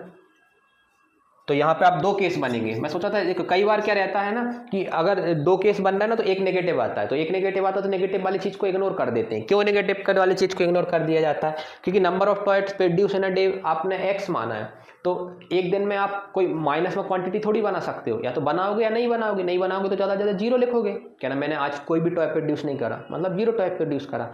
ऐसा थोड़ी बोलोगे आज मैंने -2 टॉय प्रोड्यूस करा। तो कभी भी नेगेटिव आए तो आंसर को नेगलेक्ट कर दिया करें। लेकिन यहाँ पे दोनों पॉजिटिव आ रहे हैं, अच्छी बात है भाई दोनों पॉजिटिव आ रहे हैं, तो हम क्या करेंगे, तो 2 केस बनाने पड़ेंगे, व्हेन x बराबर 25 और व्हेन x बराबर 30। अगर x बराबर 25 आया तो नंबर ऑफ टॉयज प्रोड्यूस कितने हो गए एक डे में? Number of toys produce in a day is 25। Number of toys produce in a day is equal to 25, और इसमें कितने होगा 30, क्योंकि 30 लिखा हुआ है, तो दोनों है। तो अगर 25 भी प्रोड्यूस हो सकते हैं, 30 भी प्रोड्यूस हो सकते हैं, क्योंकि उनका मल्टीप्लाई करने पे 750 आ जाएगा, है ना। तो एक दिन में खर्चा 750 आ जाएगा, कोई दिक्कत नहीं है, दोनों आंसर पॉसिबल है ना। कई बार मुझे ऐसा लग रहा था कि एक आध नेगेटिव आ जाए तो हो सकता है एक आध आंसर नेगलेक्ट हो जाए, इसलिए फिर से चेक कर रहा था, है ना। तो आप भी एक बार चेक कर लेना, सही है। चलो आगे बढ़ते हैं। क्या है अगला क्वेश्चन? अच्छा क्वेश्चन था, कॉटन इंडस्ट्री वाला, है ना। आप देख रहे हैं उसमें क्या था, डेली लाइफ का ही क्वेश्चन है कि एक दिन में जितने टॉयस बन रहे हैं और एक टॉयस का जितना खर्चा है, तो टोटल प्रोडक्शन कॉस्ट दे दी है, आपको नंबर ऑफ टॉयस निकालना है ना। तो आप ऐसे कि घर पे भी ऐसे मतलब ऐसे केस बनाने सकते हैं, अपन भी बना सकते हैं। चलो, find 2 number whose sum is 27 and product is 182। तो मुझे पहले तो 2 नंबर मानने पड़ेंगे। लेट 2 नंबर बी, क्या मान लूँ, एक x मान ले रहा हूँ, और दूसरा क्या होगा, एंड 27 माइनस x, क्या होगा दूसरा नंबर, यहाँ पे लिख दो। लेट फर्स्ट नंबर लिख दो, ऐसे लिख दो या डायरेक्ट लिख दो, let first number be x and second number be 27 minus x। आपको मैंने एक क्वेश्चन पीछे था, उसमें क्या सिखाया था कि अगर 2 नंबर मानना है तो x और y नहीं मान सकते, क्योंकि क्वाड्रेटिक इक्वेशन में एक ही वेरिएबल रहता है, तो एक ही वेरिएबल से हम दूसरे को कन्वर्ट करते हैं, एक ही टर्म से दूसरी टर्म निकालते हैं, यही हमने सीखा है। तो अगर 2 चीज़ों को कभी भी सम दिया हो, तो अभी पिछला क्वेश्चन था ना मार्वल्स वाला, एक को अगर आपने x मान लिया तो दूसरे को ना टोटल में सम में से x घटा के लिख दो। क्यों? क्योंकि आप सोचो ना, 27 सम दिया है 2 नंबरों का, अगर पहला नंबर मैंने x मान लिया तो दूसरा नंबर क्या होगा, इसमें से इसको घटा के बचा हुआ नंबर। अगर ये 7 है तो अगला नंबर कितना होगा, 27 माइनस 7 मतलब 20। सही है, तो वही तो कहानी यहाँ पे बन रही है। तो कभी भी अगर सम दिया हो तो पहले नंबर को x माने और दूसरे नंबर को सम में से घटा के लिख दें, ठीक है। अब अकॉर्डिंग टू क्वेश्चन के अकॉर्डिंग आते हैं। अकॉर्डिंग टू क्वेश्चन कितना दिया प्रोडक्ट दोनों नंबरों का, 182। तुम प्रोडक्ट करो, है ना। प्रोडक्ट दिया है, प्रोडक्ट ऑफ नंबर्स दिया है 182, ये तो नंबर में दिया है, तुम x के फॉर्म में कर सकते हो, क्या ना। बिल्कुल भैया, x और 27 माइनस x, ठीक है। तो आ गया 182, मल्टीप्लाई कर लो, ये बन गया 27x माइनस का x square is equal to 182। हम x स्क्वायर को पॉजिटिव रखते हैं तो सब कुछ साइड ले गए, तो x स्क्वायर माइनस का 27x प्लस का 182, और यहाँ इक्वल टू में 0 चल ही रहा है, इस साइड आ गया। इसको हम सिंप्लीफाई करेंगे, x की 2 वैल्यू मिल जाएंगी या 1 वैल्यू मिल जाएगी, मुझे मेरे नंबर मिल जाएंगे। इसको आप क्वाड्रेटिक इक्वेशन को सॉल्व कर सकते हैं, है ना। हमें ऐसे 2 नंबर चाहिए जिनका सम करने पे -27 आए और प्रोडक्ट करने पे कितना आ जाए, 182, है ना। ये आप खुद कर लेंगे, आसान क्वेश्चन है। चलो, क्योंकि देखो पूरी कहानी में वर्ड प्रॉब्लम में जो रहता है वो इक्वेशन बनाना है, इसके बाद सॉल्व करने के लिए तो आपके पास फैक्टराइजेशन मेथड है, क्वाड्रेटिक फॉर्मूला है, आप किसी से भी कर सकते हो। Find 2 consecutive positive integer sum of whose square is 365। Consecutive positive integer लिखा हुआ है, कॉन्जिक्यूटिव मतलब लगातार। इस टाइप का एक क्वेश्चन हम 3.1 में कर चुके हैं। लेट 2 कॉन्जिक्यूटिव पॉजिटिव इंटीजर, हमने 2 कॉन्जिक्यूटिव पॉजिटिव इंटीजर मान लिए। क्या मानते हैं कॉन्जिक्यूटिव लगातार, तो पहले को x मानेंगे तो दूसरा क्या होगा, इंटीजर r नहीं यार, are x and x plus one, अगर पहला एक्स है तो दूसरा क्या मानेंगे एक्स प्लस वन, तो ये कॉन्जिक्यूटिव इंटीजर कहलाते हैं। लगातार अगले में प्लस वन ऐड कर लो। अच्छा एक चीज और याद आई, अगर कभी भी क्वेश्चन में ना दो केस बने ना, जैसे पिछले वाले क्वेश्चन में भी अगर दो एक्स की दोनों वैल्यू आई तो केस बना दिया करे, व्हेन एक्स बराबर ये, व्हेन एक्स बराबर ये, और फिर दो आंसर पॉसिबल है, कोई दिक्कत नहीं, केस बना देते हैं जैसे हमने बाकी के क्वेश्चनों में केस बनाया है ना। तो अब आते हैं अकॉर्डिंग टू क्वेश्चन पे। अकॉर्डिंग टू क्वेश्चन, क्वेश्चन क्या बोल रहा है, क्वेश्चन बन रहा है sum of whose square, sum of whose square, उनके स्क्वायर का sum, sum of whose square, sum of whose square कितना दिया है उनके स्क्वायर का सम 365। दो कॉन्जिक्यूटिव इंटीजर हैं पॉजिटिव जो x और x प्लस वन है, उनके जो सम का स्क्वायर दिया है वो 365 है। सम का स्क्वायर करो भाई, मतलब सम ऑफ हुज स्क्वायर मतलब उनके स्क्वायर का सम, तो पहले तो स्क्वायर करो, तो पहले नंबर का स्क्वायर है एक्स स्क्वायर, दूसरे नंबर का स्क्वायर करेंगे तो x प्लस वन का होल स्क्वायर, पूरे का स्क्वायर होगा, अलग अलग नहीं, होल, क्योंकि पूरा नंबर एक ही है। अब इन दो नंबरों के स्क्वायर का सम, तो बीच में क्या आएगा, सम लिखा है तो प्लस, अगर सब्ट्रैक्शन होता तो माइनस, तो यहाँ प्लस, इनका जो सम है वो 365 के बराबर है। ये लो, ये हो गया सॉल्व। अब आपकी इक्वेशन बन गई, सॉल्व कर रहे हैं इक्वेशन को, करवाओ भाई साथ में। X square as it is, whole square खोलोगे तो आपको पता है पहले वाले का स्क्वायर प्लस का 2ab, 2 इंटू 1 इंटू एक्स मतलब 2x, प्लस का b स्क्वायर मतलब 1 का square equal to 365। X square plus x square हो गया 2x square, 2x as it is, 365 इस साइड आ गया तो माइनस में आ गया, और 1 से सब्ट्रैक्ट हो गया तो 364 बचा इक्वल टू 0। ये क्वाड्रेटिक इक्वेशन है, इसे सॉल्व करेंगे, लेकिन और आसान तरीका इसे सॉल्व करने का क्या, पूरी इक्वेशन को डिवाइड कर दो किससे, 2 से। क्या लिखना पड़ता है 2 से डिवाइड करने के लिए, बिल्कुल नहीं, डायरेक्ट कर दो, लिखना है तो लिख दो, आपकी इच्छा है। सबको अगर 2 से डिवाइड करोगे तो यहाँ एक्स स्क्वायर बचेगा, यहाँ एक्स बचेगा, और यहाँ 2 से डिवाइड कर दोगे तो 182 बच जाएगा। इससे क्या फर्क पड़ेगा, इससे ये होता है कि क्वेश्चन और कैलकुलेशन आसान हो जाती है। तो अगर कभी भी कोई भी इक्वेशन 2 से डिवाइड हो रही, डिवाइड ही हो रही किसी भी नंबर से, तो कर दो, लिखना है तो लिखो, अदरवाइज मत लिखो, सामने वाले समझ जाते हैं। अब क्या करना है, इस क्वाड्रेटिक इक्वेशन को सॉल्व करना है। बाहर बुलाओ इसको, कहना है एक्स स्क्वायर प्लस का एक्स माइनस का 182 है ना, एक्स स्क्वायर माइनस का एक्स प्लस का एक्स स्क्वायर प्लस का एक्स माइनस का 182 करवाओ। हमें ऐसे दो नंबर चाहिए जिनका सम करने पे कितना आ जाए, कहना भैया सम करने पे 1 आए, और प्रोडक्ट करने पे कितना आ जाए, कहना माइनस का 182 इंटू 1 आए, मतलब 182 आ जाए माइनस का। ठीक है, 182 के प्राइम फैक्टर निकालो भाई, प्राइम फैक्टर निकालोगे तो ये जाएगा 91, फिर किससे डिवाइड होता है, 7 से होता है, 13 7 जाओ 13 1। ठीक है, देख के पता चल रहा है एक बनाना है, तो इन दोनों नंबरों को मिक्सअप कर दो तो ये बन जाएगा 14, और ये 13 और 1 को मल्टीप्लाई कर दो तो ये 13 हो गया। 14 और 13 से बिल्कुल बन जाएगा। अगर मैं प्लस का 14 और माइनस का 13 ले लूँ तो इन सबको मिटा दूँ, है ना, तो प्लस का 14 माइनस का 13 हो गया, तो एक्स स्क्वायर प्लस का 14x माइनस का 13x माइनस का 182 इक्वल टू 0 हो गया। x कॉमन ले लिया तो यहाँ से x प्लस 14 बचा, यहाँ से माइनस का 13 कॉमन लिया तो पक्का x प्लस 14 बचेगा, करके देखो आप, है ना। 13 से डिवाइड करोगे तो 13 बन जा, 552 हो गया, 13 4 जा। पूरी कहानी में से x प्लस 14 कॉमन ले लिया और यहाँ से x माइनस 13 ले लिया, बचा, कॉमन नहीं लिया, x प्लस 14 कॉमन लिया, x माइनस 13 बच गया। तो इसका मतलब या तो इसने 0 दिया या इसने 0 दिया। अगर इसने 0 दिया होगा तो x की वैल्यू -14 हुई, और अगर इसने 0 दिया होगा तो x की वैल्यू 13 हुई। इस क्वेश्चन को पूरा कराने का मतलब ये था कि इसमें हम एक आंसर को नेगलेक्ट कर देंगे। किसको नेगलेक्ट कर देंगे, इसको -14 को यहाँ पे लिख देते नेगलेटेड। नेगलेटेड मतलब इस आंसर को नहीं लिया जाएगा, है इसी इक्वेशन का, लेकिन इस कंडीशन को सेटिस्फाई नहीं कर रहा, इसलिए नेगलेक्ट करना है। ये नंबर, ये जो रूट्स हैं वो इसी इक्वेशन के, x की 2 वैल्यू निकलनी थी, निकली, लेकिन वो इस कंडीशन को सेटिस्फाई नहीं कर रहा, हमारी वर्ड प्रॉब्लम को। क्यों नहीं कर रहा, ध्यान से पढ़ो, क्वेश्चन में क्या लिखा है, कॉन्जुगेटिव पॉजिटिव इंटीजर। जो आपका इंटीजर है वो पॉजिटिव आना चाहिए, और इंटीजर आपने क्या माना है, x और x प्लस 1, तो -14 तो एक नेगेटिव इंटीजर है, इसलिए नेगलेक्ट कर दिया। रीजन भी नहीं लिखना, लिखना तो आप लिख सकते हो, because -14 is a negative integer. ठीक है, तो आपका आंसर सिर्फ कितना आया, 13। तो एंड में लिखा जाएगा, एंड में क्या लिखा जाएगा, देयरफॉर टू, कहानी एंड तक खत्म करके आना, therefore two conjugative positive integer positive integer are क्या है आपके पॉजिटिव इंटीजर, एक एक्स है और एक एक्स प्लस 1, तो क्या होगा एक्स की वैल्यू 13 रखेंगे तो 13 एंड 13 प्लस 1 मतलब 14, तो पहला नंबर हो गया 13, दूसरा नंबर हो गया 14। ये दुनिया के वो पॉजिटिव इंटीजर हैं जब हम इनका स्क्वायर करेंगे और सम करेंगे तो 365 आएगा, करके देख लो, है ना। स्क्वायर करोगे तो 169, इसका स्क्वायर करोगे तो 196, सम करो जरा 5 6 3 365 आ रहा है क्या, बिल्कुल।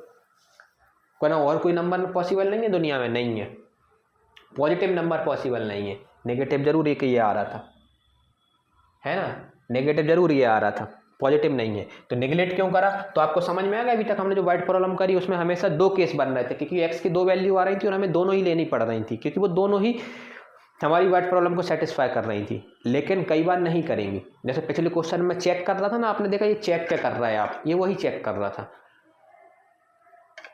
कि सपोज करो कि एक्स की पिछले क्वेश्चन में अगर नेगेटिव वैल्यू आ जाती तो एक्स आपने माना था number of toys produce in a day, एक दिन में जितने टॉयज बन रहे हैं, नेगेटिव कैसे पॉसिबल है, तो आप मना कर देते, है ना। लेकिन अब वहाँ पे तो दोनों आंसर पॉजिटिव आ रहा है, तो आपको दोनों लेना पड़ रहा है, ठीक है। तो दो केस बन रहा है, इसमें हमने एक को नेगलेक्ट कर दिया।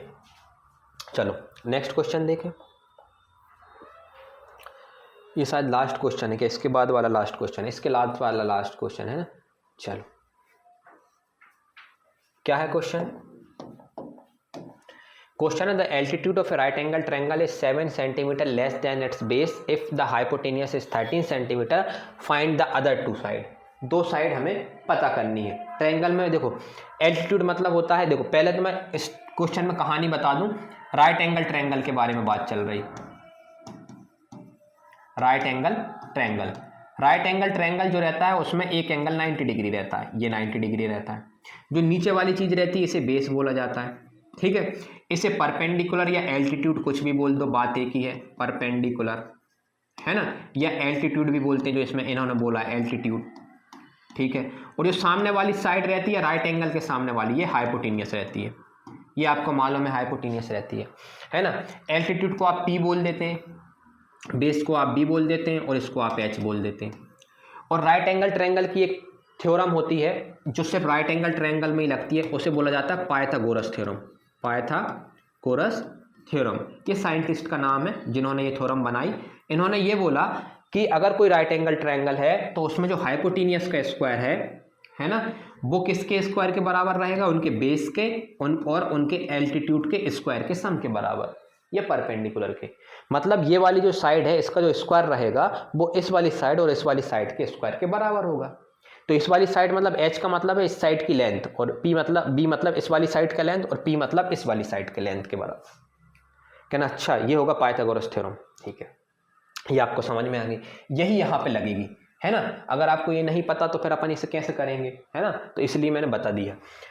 तो पहले लेट किसको मानते हैं, तीन साइड है, तीन में से आपको क्या मानना है, find the other two side, दो साइड को मानना है। कौन सी दो साइड, हाइपोटेनियस तो मानना नहीं क्योंकि 13 दिया हुआ है, एक मानना है अपन को एल्टीट्यूड और एक मानना है बेस। लेकिन हमारे पास वेरिएबल तो एक ही है, तो दो को कैसे एक्स और वाई नहीं मान सकते, तो किसको माने, तो देखो जरा ध्यान से, the altitude of a right angle triangle is 7 centimetre less than its base.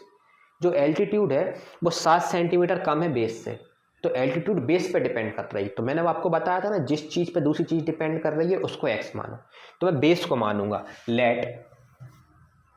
Late base of triangle, right angle triangle, right angle triangle is x centimetre. Right angle triangle का बेस कितना मान लिया मैंने, एक्स सेंटीमीटर, ठीक है। तो altitude कितना हो जाएगा, altitude of right angle triangle,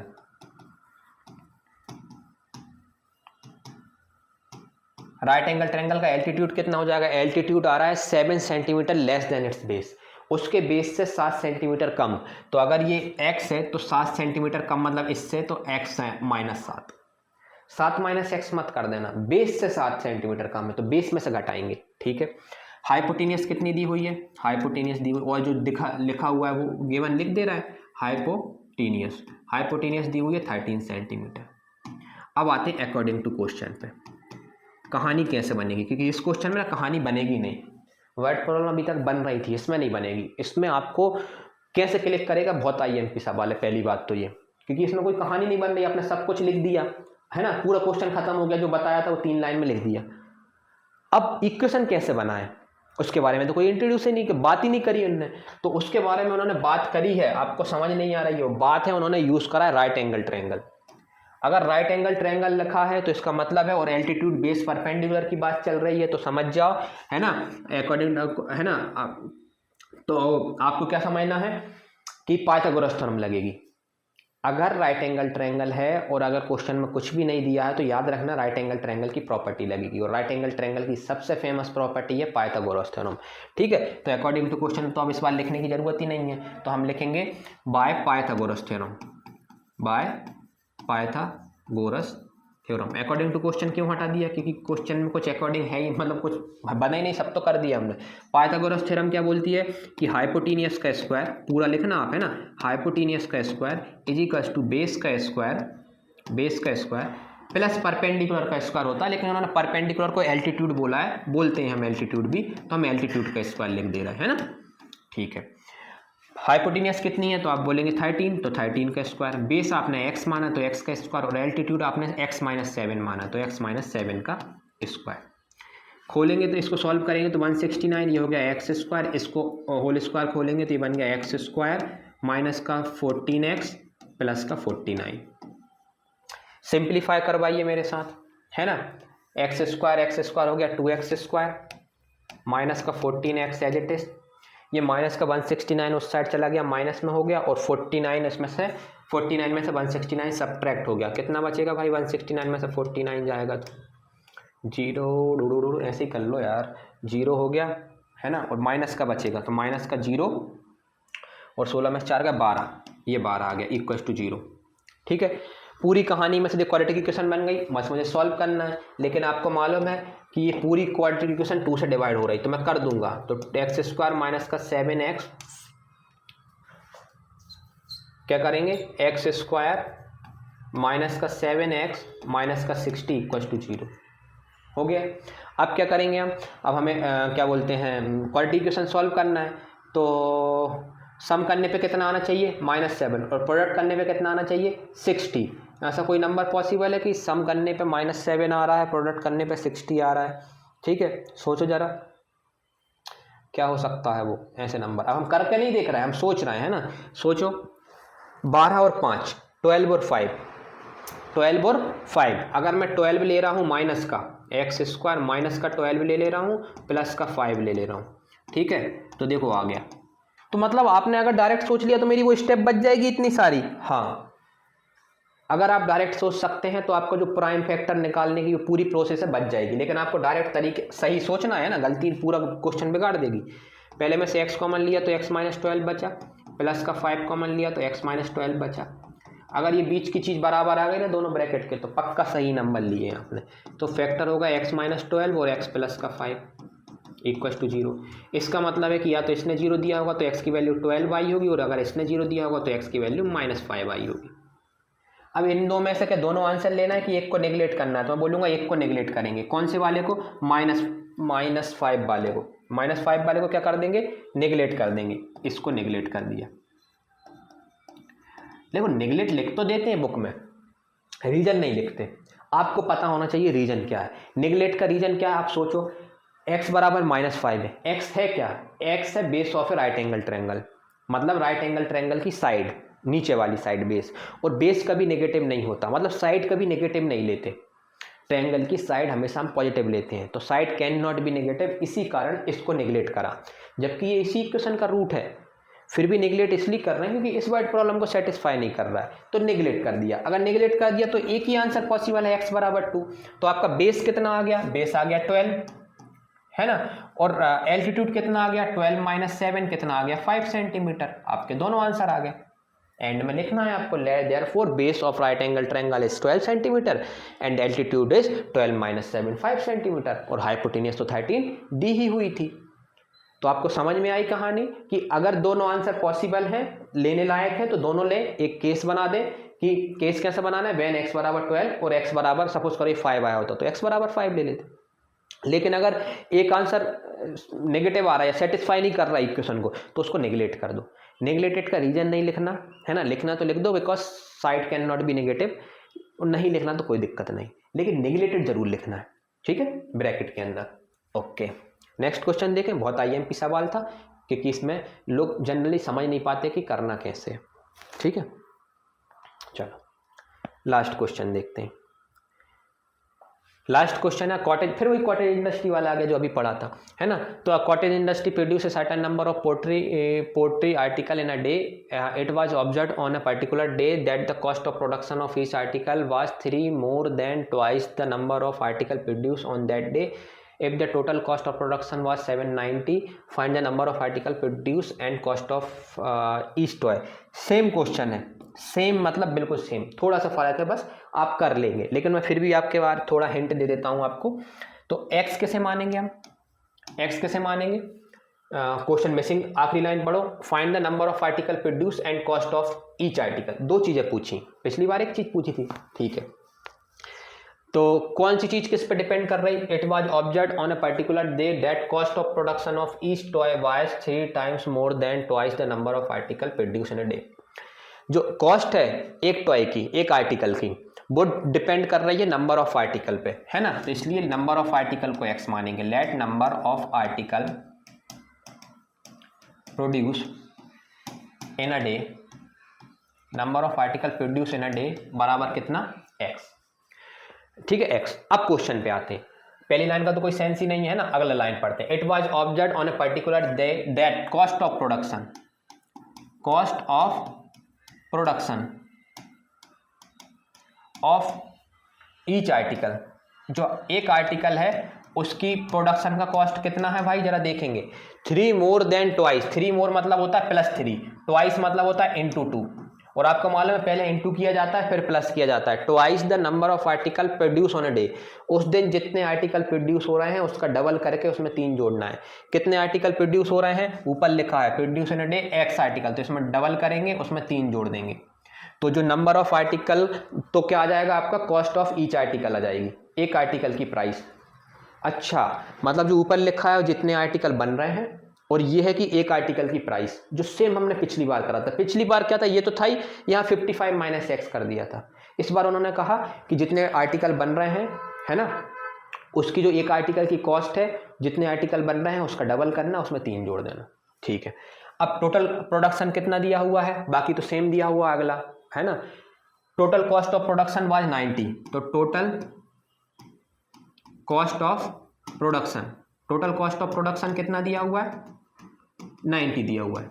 अब आप x के फॉर्म में टोटल कॉस्ट ऑफ प्रोडक्शन कैसे निकालेंगे कि भैया जितने आर्टिकल बन रहे हैं और जितने आर्टिकल एक दिन में बने हैं और एक आर्टिकल की जो प्राइस है 2x + 3, ये किसके बराबर आनी चाहिए, 90 के, क्योंकि ये भी कॉस्ट ऑफ प्रोडक्शन है, ये भी कॉस्ट ऑफ प्रोडक्शन है। इक्वेट कर लेंगे, सॉल्व कर लो भाई, 2x² + 3x, 90 को इस साइड ले आओ, किसी से भी डिवाइड नहीं हो रहा। अब इनको सॉल्व करके आप x की वैल्यू निकालेंगे, है ना। निकाले जरा, 90 दूनी 180, है ना।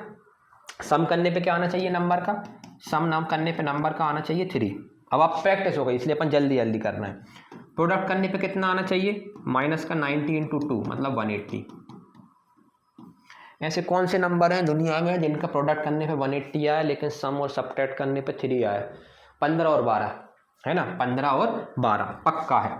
तो 2x² + का 15x ले लिया, है ना, यहाँ कर ले 15 और 12, तो 2x² + का 15x ले लिया और माइनस का 12x ले लिया और माइनस का 90। आप करके देखना, आप बोलोगे आपको कैसे क्लिक कर रहा है, हमने प्रैक्टिस करी ना, 180, 15 × 12 180 होता है, ठीक है। पहले में से क्या कॉमन आ रहा है, सिर्फ x कॉमन आ रहा है, क्योंकि 2 और 15 में से तो कुछ आएगा ही नहीं कॉमन, तो यहाँ बचा 2x + 15 माइनस का 12 कॉमन ले लिया, है ना। तो यहाँ पे कितना ले लिया, माइनस का 12 नहीं, माइनस का 6 कॉमन लेंगे, माइनस का 6 कॉमन लेंगे, है ना। तो यहाँ बचेगा 2x + का 15, दोनों के अंदर सेम चीज़ बन गई, मतलब सही करा है। कई बच्चों को ये डाउट आता है कि भैया प्लस का 15 लिखना है कि माइनस का 12, मतलब 15x + का 12x लिखें, माइनस का 12x लिखें कि माइनस का 12x + का 15 लिखें। मैंने बोला कुछ भी लिख लो, आंसर सेम आता है, कोई फ़र्क नहीं पड़ता। है ना। नहीं तो बच्चे कई बार कंफ्यूज होते हैं कि इसमें पहले किसको लिखना है। भाई 2+3 लिखो या 3+2, बात तो वही है ना, तो कोई फर्क नहीं पड़ता।